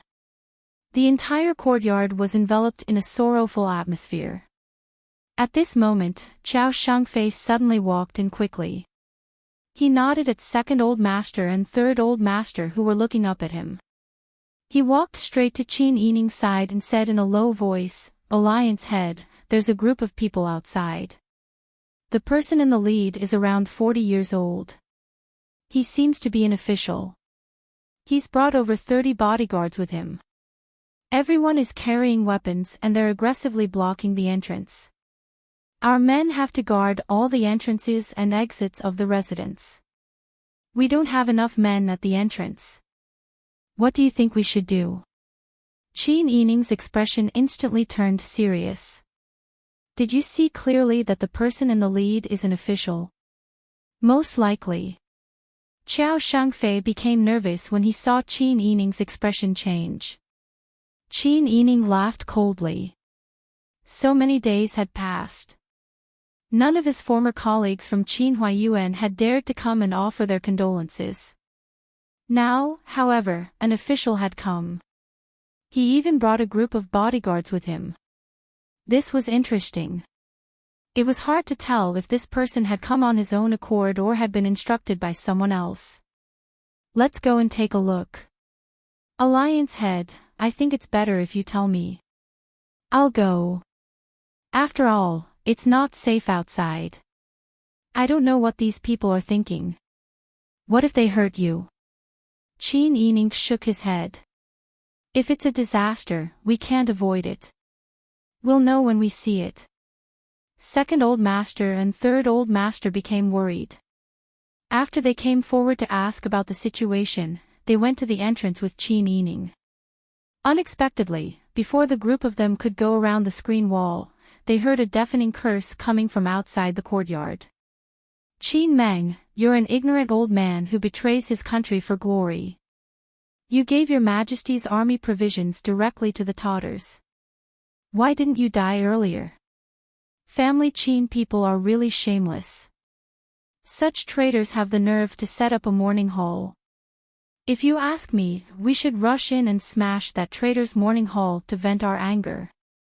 That's right. Smash that traitor's mourning hall.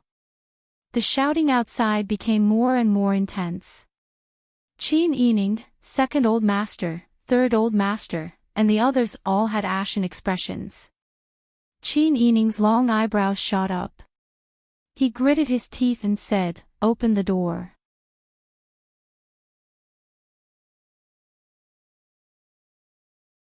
Chapter 8:11.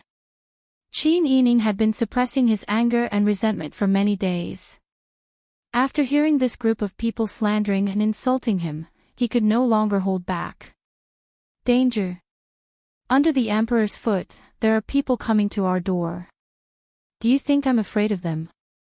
Send someone to inform the 5 cities warden's office that there are people here who want to rob our house. The rest of you, stay here and guard the inner residence. The rest of you, follow me out. Qin Yining's eyes were unprecedentedly cold. I want to see what these people can do first. Second master and third master had been sullen for so many days and were already furious. At this moment, they could not care about anything else. They turned around and went to find people. One of them picked up a broom, and the other found a bolt. You called people to come to our door, but you don't even dare to fight back. If Big Brother knows, won't he be angered to death? Yes, beat those bastards who make irresponsible remarks to death. Family Qin's people were furious. The servants who had received Family Qin's kindness also took out their weapons. Some found axes and fire sticks, while others went to the kitchen to find kitchen knives and wok for cooking. The guards were even neatly holding their chi mei cudgels and lined up in front of the door, ready for battle. The door was slowly pushed open. The shouting outside was still rampant. However, when they saw that Family Qin actually dared to open the door, the clamoring crowd fell silent for a moment. Qin Yining slowly walked forward and said with a dark face, "Spreading rumors and causing trouble here, aren't you afraid that Shantian Prefecture will not agree?" Pay! The leading official spat at Qin Yining. None of the women who betray the country are good people. That's right. After all, he's not one of us. He came from the south and has bad intentions. Didn't he say that he was the teacher of the fallen emperor of the Yan dynasty? Who knows if he has the intention to restore the dynasty? Maybe it's Qin Meng who secretly wants to help the Yan dynasty restore the dynasty. How cruel and unscrupulous. He deserves to die for failing to live up to your majesty's grace. Qin Yining's expression gradually calmed down.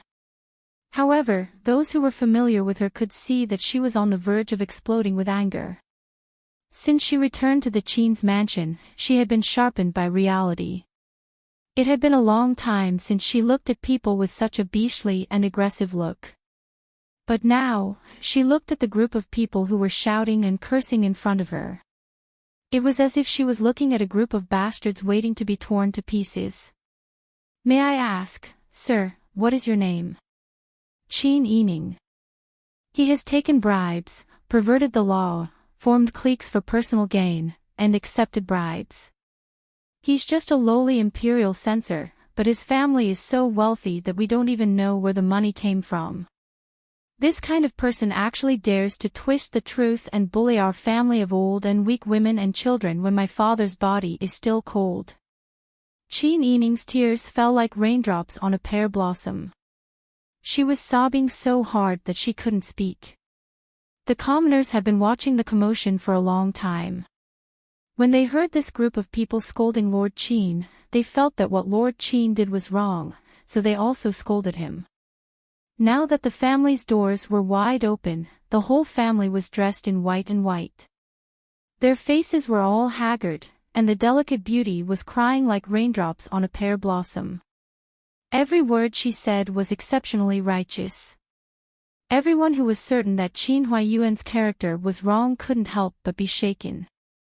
Dai Lin saw this and roared, "Shut up.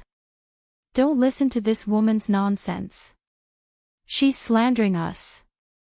A woman in the crowd with a basket of vegetables spat out, "Pay. Whatever you say is the truth, but when others say something about you, they're slandering you. Who do you think you are?" Her voice wasn't too loud, but it was loud enough for everyone to hear. The woman seemed to feel that it wasn't good for her to speak up, so after she finished speaking, she spat out and quickly walked away. However, this sentence, along with what Qin Yining had said, caused everyone to have second thoughts. Dai Lin was so angry that smoke was coming out of his 7 orifices. Originally, he had listened to the Chiu family's orders to do this easy task and was secretly delighted in his heart. But now, he found that his plan had been exposed by this woman in front of everyone. Dai Lin couldn't take it anymore and roared, "You're a traitor, and you're saying that your entire family is a traitor. Men, charge in and smash Qin Meng's morning hall." "Yes." The men behind him responded, and were about to charge in aggressively. "Let's see who dares to touch my father's morning hall." Qin Yining grabbed the axe from the sturdy woman next to her and swung it towards Dai Lin's body. You're tuning into the LoveLore Library YouTube channel. We're so grateful for your support, and don't forget to subscribe to join us on this incredible journey through captivating stories. Your generosity through donations truly makes a world of difference, as it's the primary source of revenue that allows me to expand and enhance this channel for you. Thank you from the bottom of my heart for being a part of this adventure.